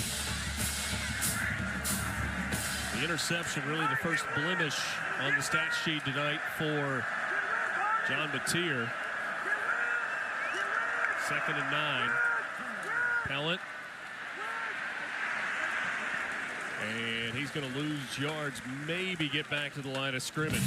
Tough situation for the redshirt freshman. As you see, not quite the athlete that Mateer is. I like the idea of his first read not being there. He doesn't hold the football like so many quarterbacks does. He puts his head down, finds it, and gets as much as he can get and avoid the catastrophe. 3rd down and 10. Lost a yard on the play. Just one 3rd down conversion tonight for the Redbirds. That's where you like to see the freshmen be smart and understand we got to protect the football because you can get 3. Pellant flips it to the outside. That's Dawson on the catch and run. Omasigo shoved him out of bounds at the 15-yard line. So that's 4 yards short. 4th down and 4 coming up. And the field goal unit comes on to the team, led by the kicker, Matt Maldonado. I like the play called by Tony Peterson because you're trying to avoid the catastrophe. You're not trying to kill the confidence of your offensive ball club. Simple play, get as many yards as you can, and let's see if we can get 3 on the board. Maldonado at Murray State for the last 3 seasons. This a 33-yard try.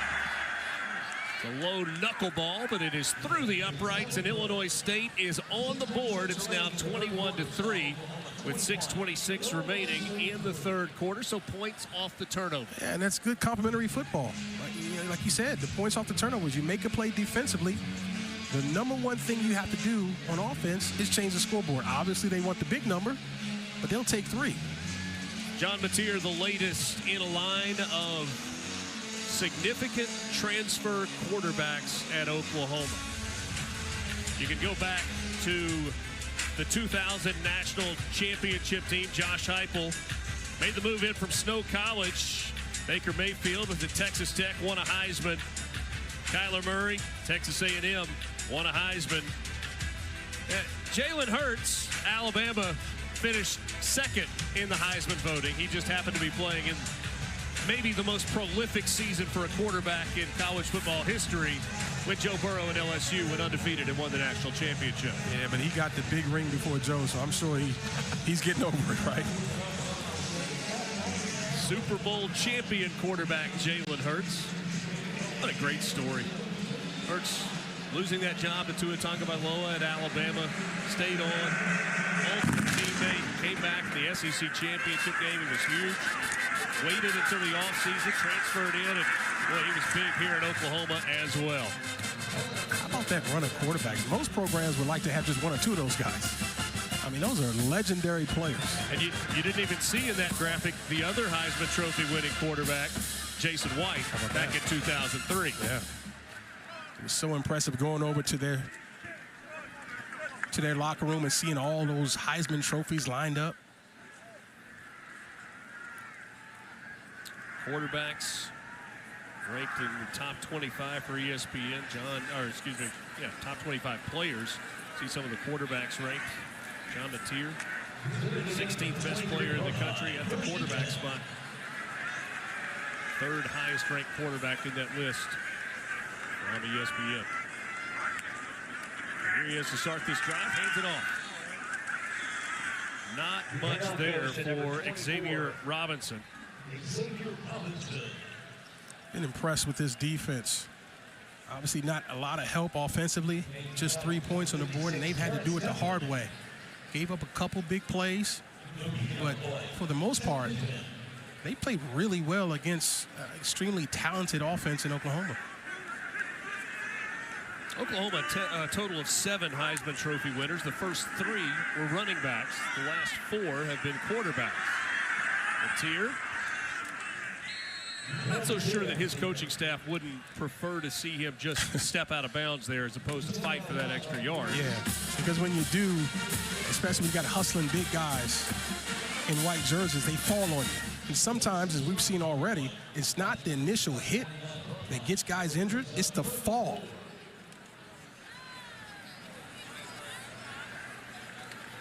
How about how hard the Redbirds are playing, though? Very impressive. Showing pressure again. Will they bring it this time? 3rd down and 4. Mateer to a wide open wide receiver. Keontez Lewis had a soft spot in the zone, made the catch, and fell down for a first down. And I don't know why he fell down. Because if he stays up, he's still running. Watch him hook up. That's a blown coverage. If he can somehow keep his feet, he hits his head on the goalpost. Mateer dumps it across the middle. That's Robinson on the catch. Out to about the 43-yard line. So Billy Vessels was the first Heisman winner. That was in 1952. Then you had Steve Owens in 1969, the great Billy Sims in 1978. But the run on quarterbacks has been impressive. Jason White in 03, Sam Bradford in 08, and then back-to-back in 17 and 18, Baker Mayfield and Kyler Murray. Reese Edwards injured on the play.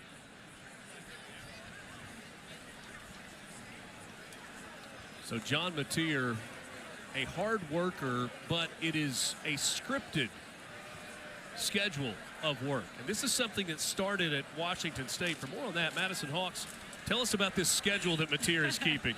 Well, John Mateer has complete trust in his offensive coordinator, so much so that Mateer allows Arbuckle to schedule out every minute of his week, down to the time when he can get on social media, when he can eat, if he can nap that day.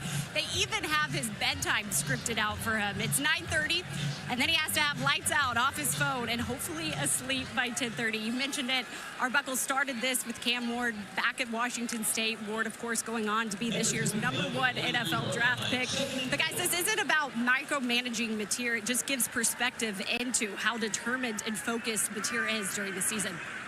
Cam Ward has carried that schedule with him to the NFL. You've heard some of the Tennessee Titans coaches talking about how meticulous he is in terms of time management.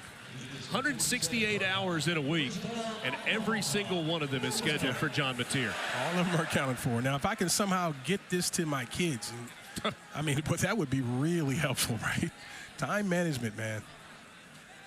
They told us phone off at 9:30, asleep by 10:30. Yeah, good luck with that. You got teenagers. Amen. First and 10 here for OU. Play action. Mateer running out of time and really just makes something happen. This is what he does with his feet. Scrambles for a gain of 6. Well, I thought he was going to get drilled. Goes onto the football a little bit. Now, here comes the free hitter. Man, that's some quickness right there. Does a great job of avoiding and getting down. He slipped a little bit. Make sure you get down, Mateer. You don't need to be taking big hits. 6 carries, 27 yards, and a score tonight for Mateer.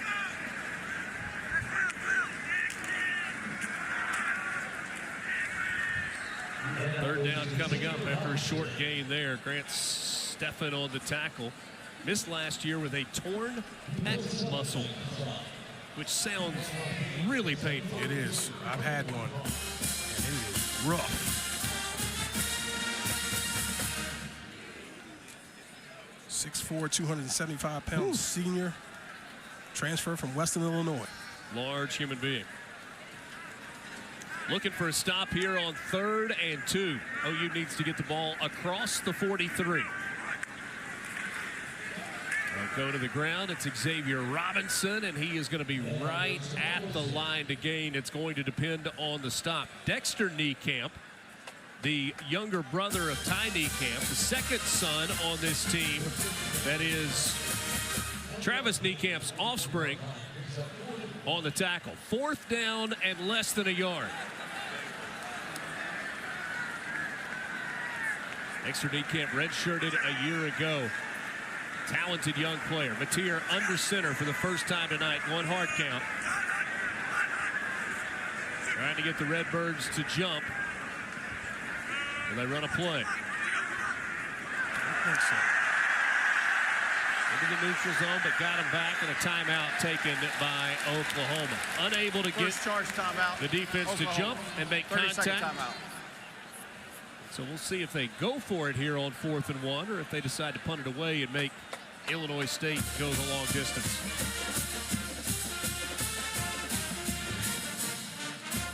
The SEC Now crew will be at Mercedes-Benz Stadium in Atlanta tomorrow afternoon. They'll get started at 2 Eastern with a 60-minute football pregame show before number 13 at South Carolina, led by Lenore Sellers, takes on Virginia Tech.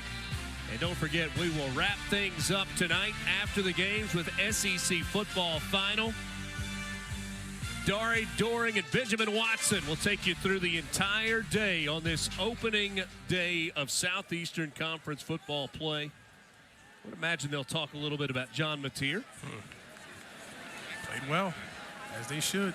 Dari Noka, an Oklahoma native, and all-around good guy. I don't know how he deals with Doring.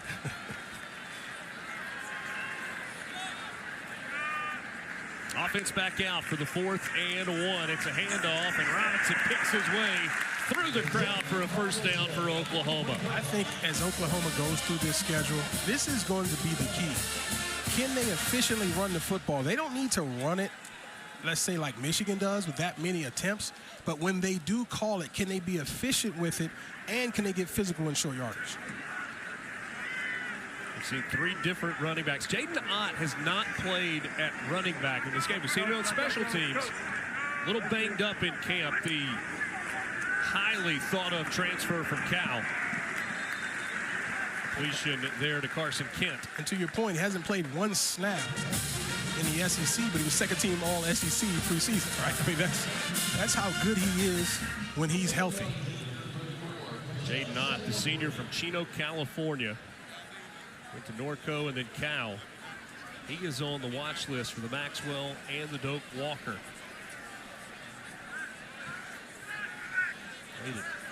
Bishop Gorman. Vegas powerhouse. Powerhouse. DeMarco Murray went to school there. His coach. Matier, flags come in. Probably a hold. No doubt. Matier lets it fly, and that ball is incomplete, but another flag comes in, and so we'll just do it all over again. That play didn't happen, folks. That was virtual. You can never make an assumption, and I don't know that, I guess it was the safety there for Illinois State saw it, but he's better off allowing that catch to happen. How about that? I mean, it's tough. His instincts take over. I mean, There are fouls by each team on the play. Holding, number 70, offense. Pass interference, number 4, defense. Those fouls offset, replay first down. I can guarantee you, if he just stops and lets that play happen, he'll be trotting off the field because no defense coordinator wants to see that. Here's the hold. That's a tackle, really. Nice job there. Jamarcus Smith getting the pressure, and there's just a little early. You know, sometimes officials get unfairly chastised. Sometimes it's fairly. They got both of those right. No doubt on either of those.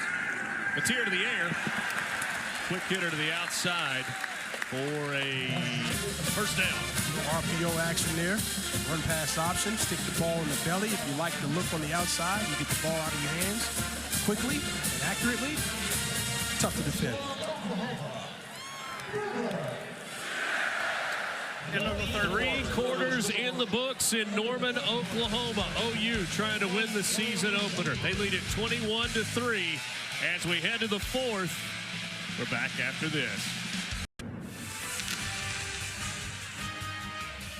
This Oklahoma team will play the most difficult schedule in all of college football this year. 7 teams ranked in the top 25. 3 top 10 opponents this year. And look at that Murderer's Row that starts on October 11th. Number 1, Texas. They'll play that at the Cotton Bowl. They go to South Carolina, host Ole Miss, go to Knoxville, and go to Tuscaloosa. Woo. Sooner fans got to be like, are you serious after last year's? But here's the difference, though, partner. Last year they had 3 home games in the conference. This year only 3 road games, true road games in conference. Matier lets it fly across the middle, caught into the end zone. Keontez Lewis, touchdown Sooners.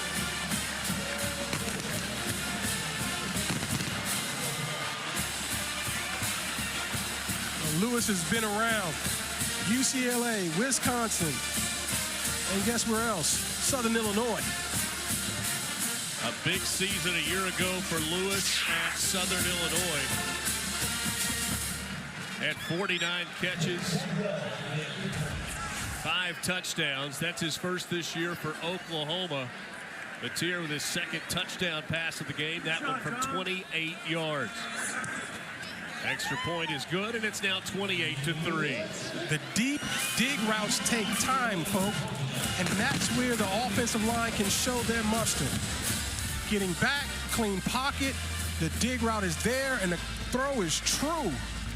Welcome to the game, Keontae Lewis.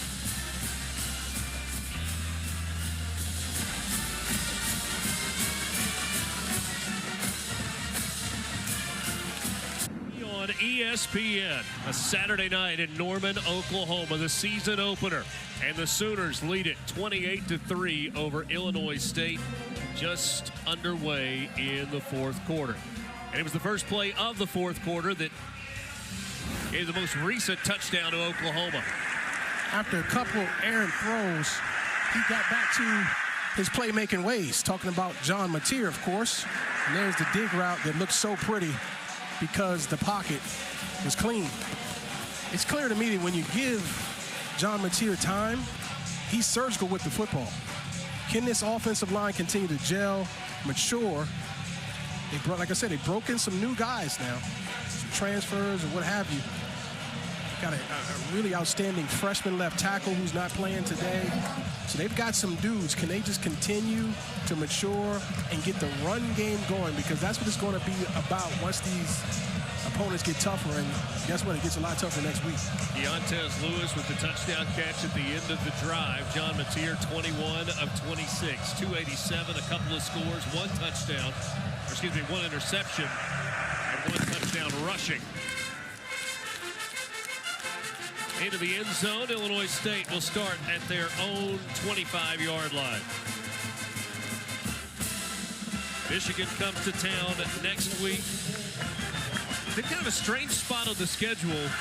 Oklahoma goes to Philadelphia, a road game against Temple. And back home for the Auburn Tigers on the 20th of September. Brent Venables, he was excited coming into this year. Changes on his staff.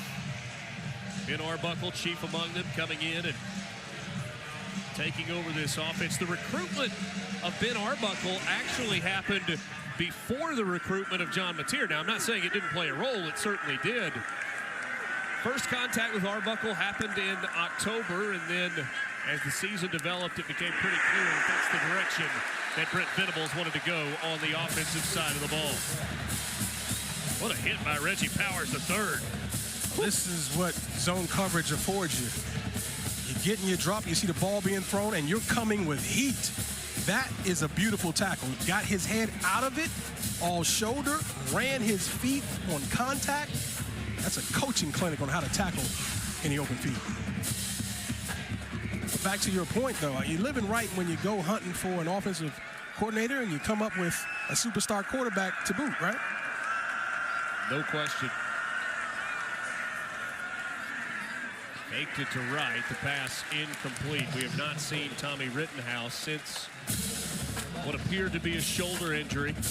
Madison told us earlier when he came out of the tent, threw the football a few times, gave the thumbs up signal to his coaches, but there was healthy perspective from this Illinois State coaching staff coming into this ballgame. They recognize that from a talent standpoint, they're nowhere close to Oklahoma. Said they wanted to see disciplined football, wanted to see their team play hard. But if you look at this Illinois State team and kind of the way that they've carried themselves, the way they've played in this game, it's going to be a good team in the FCS this year. And I guarantee you, when Missouri Valley foes watch this tape, they're going to be impressed. I mean, you've seen, and we've done games where the FCS team literally falls apart. That's not happening right now. And the way you talked about the things they were looking for, they wanted to play Illinois State football, their brand. Smart, tough, don't beat yourself, and they've done that for the most part. You want to know about the Missouri Valley? Look at that note at the top of the graphic. 14 straight championship game appearances from various teams from the Missouri Valley Conference. Now, a lot of those, North Dakota State, South Dakota State's had a heck of a run. Satania tiptoeing the sideline, turns that into a good return. Will we continue to see John Mateer, or might it be time for Michael Hawkins? I think this should probably be his last series. I'm sure they want to finish this with a score to take him out feeling good about it. But back to Rittenhouse, I'm okay with them not letting him back in the ballgame. Sometimes one of the biggest things a coach can do is protect players from themselves. They know that the number one thing is the Missouri Valley and the FCS playoffs, and so there'll be brighter days ahead for this team in white. Brock Spack told us, he said, look, we're going to play a lot of second-team and third-team guys throughout the course of this game tonight, because if we want to be playing in December and January, we've got to be as healthy as possible when we get there. And Jay Nod into the game. Yeah, how about that for the first time? But and look how hard they continue to play. You're talking about this Illinois State defense. Ty Niekamp back in the ball game. Right. Talked about his toughness and leadership. He says he prides himself on out-preparing everybody. He may not be the biggest, fastest, whatever, but no one's going to be more ready to play on game day.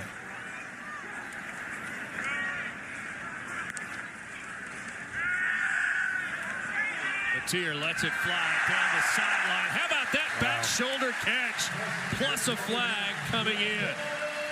Keontez Lewis on the reception. Kuba was in his back pocket and I think interfered on the play. Early in the game, we saw a massive one-handed catch by Deion Burks along the sideline. Now Keontez Lewis has got an impressive contested catch for a gain of 19. Pass interference, number 1 defense. Penalties decline. The result of the play is a first down. Watch this back shoulder execution. This is the toughest thing in football, in my opinion. A well-executed back shoulder where he can come back and, boy, he was wearing the defender.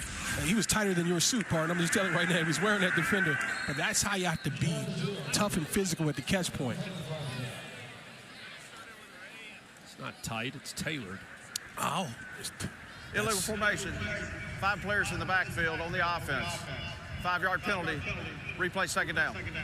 That's what you call it, tailored. Correction, first down. I'm okay with that. I'll accept that from you.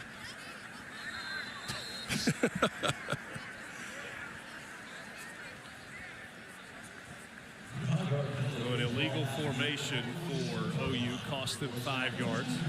You get a look at Ben Arbuckle. Talking about that schedule for Oklahoma, one of 4 teams in the country this year that will play 7 teams ranked in the preseason top 25. The other 3 also in the SEC. Swing pass, that was incomplete, intended for Jaden Ott. Be underthrown a little bit. So ESPN's FPI says it's the most difficult schedule. Texas, Alabama, LSU all in the top 10. They've also got games against number 13 South Carolina, number 14 Michigan, number 21 Ole Miss, and number 24 Tennessee. I push back on that preseason tough stuff. There's someone in the top 10 right now, I guarantee you, who doesn't belong there. We just don't know who it is. So every year is a little bit different. Probably Alabama, since they got beat by 2 scores today. There you go. Chuck Galena smiled when I said that. He's an Auburn man through and through. But yeah, I just, you know, it's fun for us. It's fun for the fans. But as a player and a coach, you don't get wrapped up into that stuff. Because just as we know Alabama losing early, and we don't know how that season's going to end up, there's somebody that's not in the top 10, 15, or 20 who's going to make a run in whatever conference. Somebody's getting disrespected and won't be come November and December.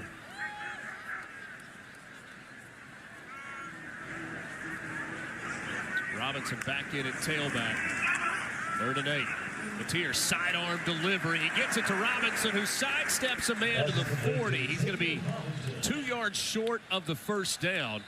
And an injured player, that's Shadwell Nakuba, who is down on the play. And this is the thing that Illinois State wanted to try to avoid, injuries. You've seen Tommy Rittenhouse leave the game. You saw Ty Niekamp leave the game but come back in. And now the starting corner, Nakuba, down and kind of favoring that right arm.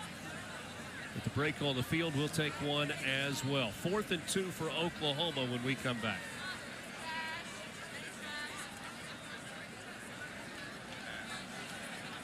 Continues to go deep into the 4th quarter. People get tired. People begin to lunge and get out of position, good athletic position. And unfortunately, you see this type of stuff and you hate it because you know that Illinois State is going to be heard from down the road, and you want everybody to be healthy once you get to conference play. There's Tommy Rittenhouse you saw throwing the football on the sideline. I don't know if that's a sign that we're going to see him again or if his night is over. We'll check in with Madison on that in just a moment. 4th down, the offense on the field for Oklahoma. Matier rolling right, lets it fly, and that ball is incomplete. Nearly intercepted, and then a chance there for Kanik to catch it off the carom. Matier knows he missed a shot there. 28-3 our score, 10:53 to play. Now we will take a timeout. We're back to Norman with you after this.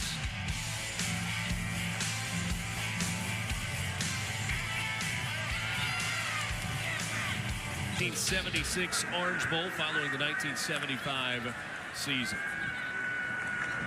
After the turnover on downs, it is Illinois State. Seth Glatz getting his first carry of the game. Let's go downstairs and check in with Madison Hawks with more on Tommy Rittenhouse. Yeah, quarterback Tommy Rittenhouse is out for the rest of the game. He's still been involved, though, down here on the sidelines. He was watching film with backup quarterback Beckham Pellet, walking him through the way different defensive coverages are playing him. Obviously, a huge blow for the Redbirds offense to be without Rittenhouse, but will allow him a little bit more rest before next week. That's smart to me. You just got to know when to hold him, know when to fold him, right? Actually a quote that Brock Spack gave us this week talking about his quarterback. He went to the great Kenny Rogers. He gave us a little more than that. He was talking about the style of play for Rittenhouse, not putting his body in danger. And look, the injury tonight had nothing to do with his style of play. It was a big hit.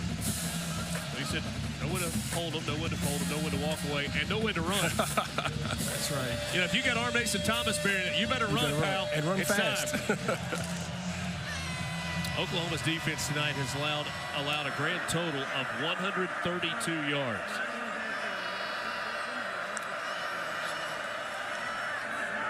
Pellet trying to get away, and he is brought down. A sack by Taylor Wine. And that's unfortunate because this offense had got over 100 yards rushing before that play. They're going to subtract that from the rushing yards. There's a host of guys coming through, and that's a nice job by Taylor Wine getting up to the level of the quarterback. Don't keep running around the quarterback. Come back inside. When the quarterback steps up, you come back inside, and it really becomes an easy way to get sacks if you're smart. So the punt team onto the field for Illinois State. Isaiah Satania III once again back to return the punt. The transfer from Arkansas. Busy tonight. He's going to call again for a fair catch. He'll make it at the 25. And that'll take us to a timeout. Oklahoma in front and in control. 28-3 our score.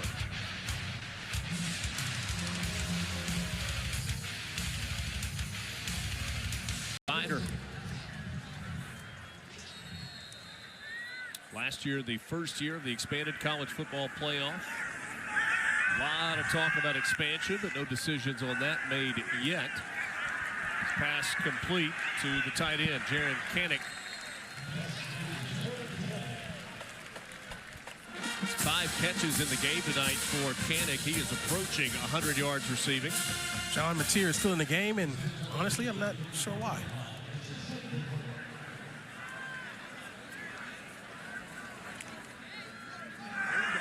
Movement up front. Chance for a free play, and it's complete out to the 45, maybe 46-yard line. There's a flag on the far side of the field. Looked like they had Illinois State in the neutral zone. Offside, number 14, defense. Penalties decline. Result of the play is a first down. John Mateer now over 300 yards passing in the game, couple of touchdowns.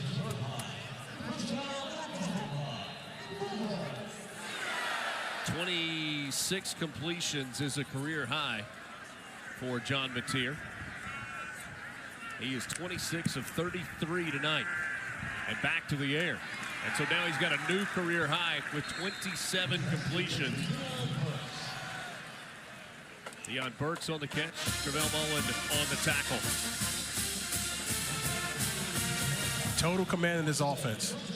And the offensive line now has completely taken over the game. You're not seeing the pocket penetrated.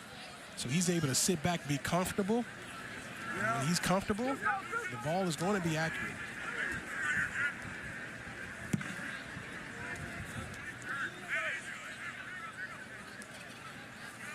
OU using a little more time on the clock now. Xavier Robinson on the carry, and he hauls a defender down to the 37. Kaplan and Coleman combining on the tackle for Illinois State. OU going with 12 personnel, putting 2 tight ends in the game. I really would like to see them establish a smash mouth running game, because it's just going to make this offense a lot tougher to stop. If you can be, again, efficient running the football with how this passing game is designed and with your quarterback being an all-star type player, really, really tough to stop.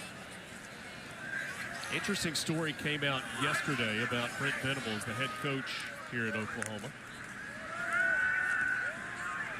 Here, plenty of time, unloads across the middle of the field. That's another catch. Down close to the 20-yard line, Keontez Lewis. Tier wants to go fast. There's a player down on the field for Illinois State. Another deep dig. Again, you can see how long the route takes. If you give them time, those digs are really tough to defend because the defender's going to be in chase mode. And so that really is just a square in. 15, 20 yards down, square in. Ben Harmon, the player down for Illinois State. So that story about Brent Venables, he was scheduled, and we know the coaching contracts are massive in the SEC and all over the country, scheduled to make a little over $8.5 million this year. According to Joe Castiglione, longtime athletics director who's retiring before too much longer here at Oklahoma, back in February, Venables initiated a conversation with him, knowing that we were moving toward a revenue-sharing era, saying that he was going to do a one-time salary reduction or give back, if you want to, of $1 million.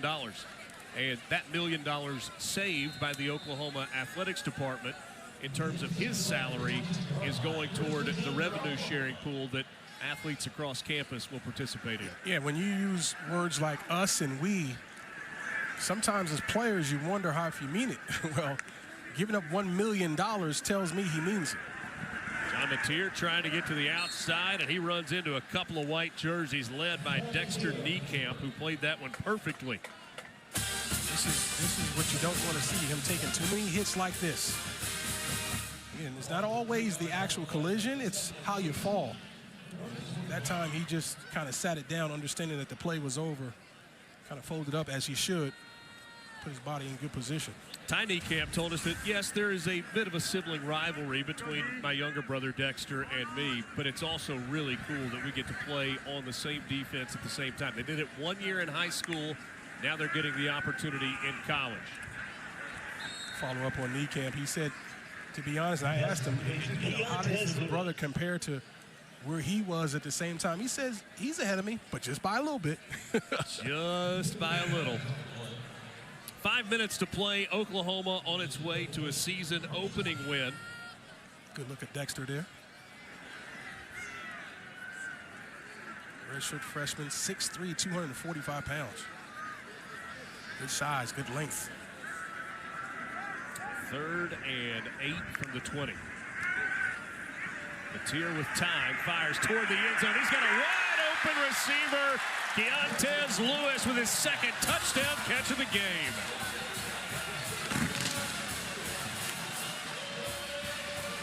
DB fell down on the route, tried to stay in coverage with Lewis. Pitch and catch, Mateer and Lewis for the second time tonight. 392 passing yards, a new career high for John Mateer.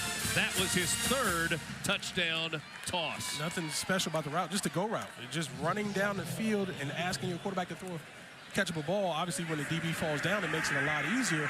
But watch him let his legs go dead. See, that's smart. Before he fell down in the middle of the field, I didn't like that too much. But when you're in the end zone, let your legs go dead. Don't try to toe tap. Now 35-3. The great Henry Elliott taught me that when I was with the Rams. So he tells his receivers, let your legs go dead in the back of the end zone or around the sidelines, because more often than not, they'll go straight down and land inside the field of play.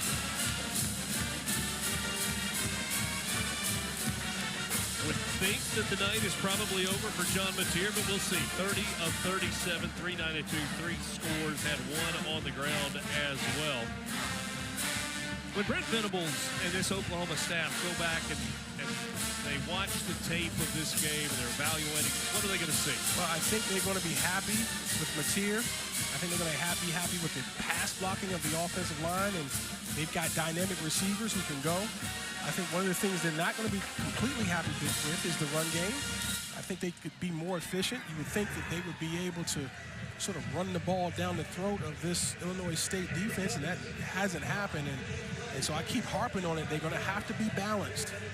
next week. They're not going to just be able to drop back and throw the football against a Michigan defense who's as talented and disciplined as they are. You got to be able to do both. 100 yards rushing tonight for Oklahoma. I think the same can be said defensively. I think they could be better defensively against the run.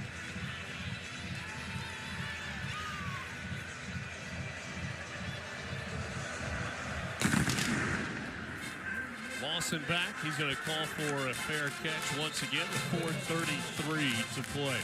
But Mateer is as advertised. Yep. He is what I saw on tape. Obviously, the opponent is not quite up there, but he's looked really good.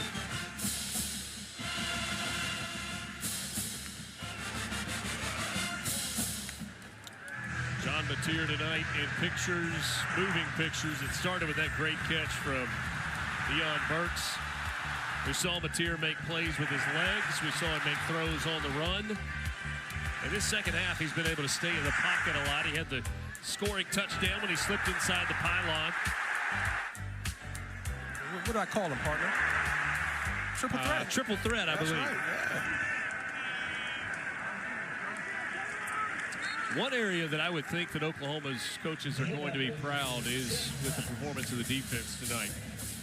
Brent Venables told us, he said, from our very first recruiting class, we've got 6 to 7 guys that are still part of this defense. And having that core, that veteran core, he thinks gives them a huge advantage this year. No question about it. And they're deep up front, and that's where it starts.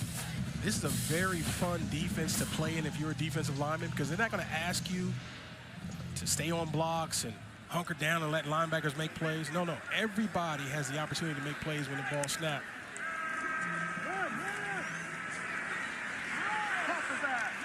Nice run that time. Omarion Robinson on the tackle to Seth Glatz. And I just think he's going to find some good coaching tape, cut-ups, we call them, of some runs that you would think should not be happening. And so, is it a fit problem? Is it, I doubt it, but is it a getting blocked and can't get off problem? My guess is it's a fit problem with some of these gashing run plays. And they're going to have to get it cleaned up really quickly, because the Wolverines will come in and run it until you stop it. 110 yards rushing tonight for Illinois State. It's Glatz again, and he ran into a red wall there, a crimson wall. Flip side of that is, though, only 34 yards allowed through the air. Yeah, that's unbelievable, really. Against an outstanding FCS quarterback, in Tommy Rittenhouse. Rittenhouse's night was cut short. Around the SEC, you got LSU on the road tonight against Clemson. That's a 3-3 ball game, about halfway through the second quarter. We haven't called the name of Daniel Sopkowitz a lot. He's been locked up. He's an All-American FCS player, and he'll have better days. But the pass defense, as you mentioned, has been outstanding. A couple of drops, uncharacteristic early in this game for Sopkowitz. He was one of the guys that a lot of teams came after, and there was significant money on the table that he turned down to stay at Illinois State, play one more year for Brock Spack in this Redbirds ball club. They said he was offered north of $1 million to hop in the portal. Now, I mean, listen, I don't count people's pockets, but, I mean, that's a tough deal. And they said they did as much as they could for him, but it was something about him staying with his friends. Timeout.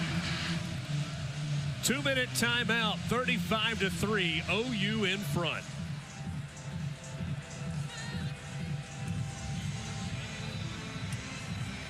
It's the second time ever. That is next Saturday night. 35-3 our score. 2 minutes to play. 3rd and 5 here for Illinois State. Pellin replaced Rittenhouse after the injury earlier in this ball game. On the ground, Glatz going to pick his way to the 45. Short of the first down will bring up 4th and 3. I would assume that the offense would stay on the field here. Thinking about it.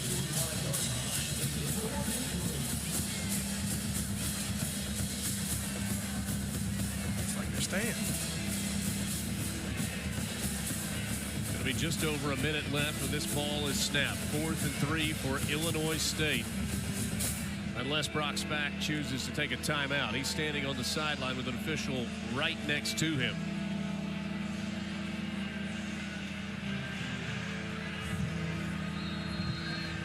I'm not being trite when I say this. First charge timeout, Illinois State. 30-second timeout. It appears that Illinois State has a weapon in their punter in Hayden Futch. He has been really good tonight. I agree, 100%. Well over 40 yards per average. I got to find out exactly what it is, but no, he's done a tremendous job of flipping the field. He has averaged 43. There you go. As long as 50. 3 of his 8 punts have been down inside the 20-yard line, and 2 of them inside the 5. Yeah. So there've been multiple phases where they've at least been even with Oklahoma, and I'm just telling you that bodes well for these guys and the rest of their schedule. So after the timeout, Futch will come on to punt one more time. Isaiah Satania III. Catch a punt for the 9th time tonight. It's a driving spiral. Satania calling for a fair catch. How about a 4th punt inside the 20 and a 3rd inside the 5? Wow. It's terrific. First game, too. Now, think about that. Special teams is usually one of those phases where you can see bonehead plays and screw-ups. I don't know, not for the Redbirds. It's outstanding. And it may take the opportunity for Oklahoma, should they want it, to just kneel down away, because the ball's at the 2-yard line. You have to hand it off and try and give yourself a little bit of breathing room. Yeah. John Mateer going to go the distance in this season opener. 65 seconds remaining on the clock.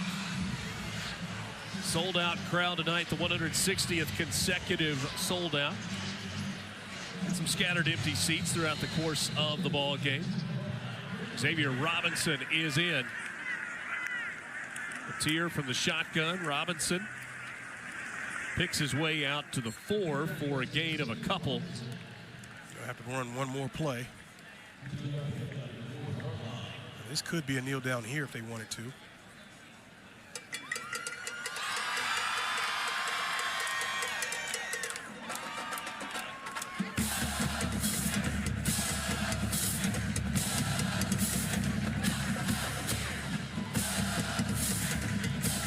Year 1 of Brent Venables at Oklahoma, there were 63 new players on the team.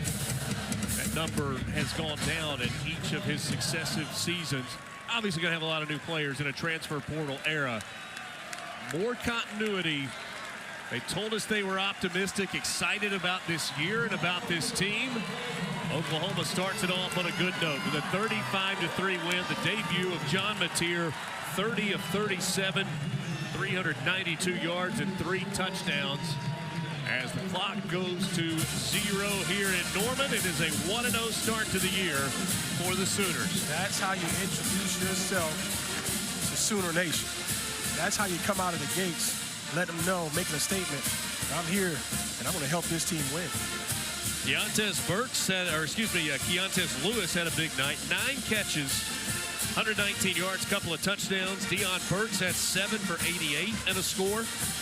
Jaron Canick in his debut at the tight end position, 5 catches for 90 yards.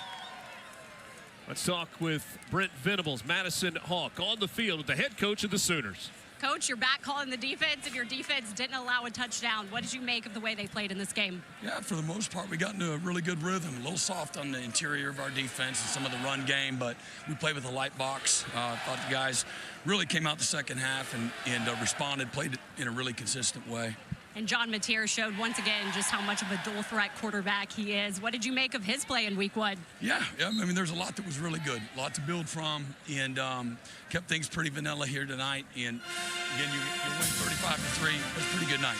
Yeah, but despite the score, you kept him in the whole game. What were you watching for? Well, just trying to stay in good rhythm on offense.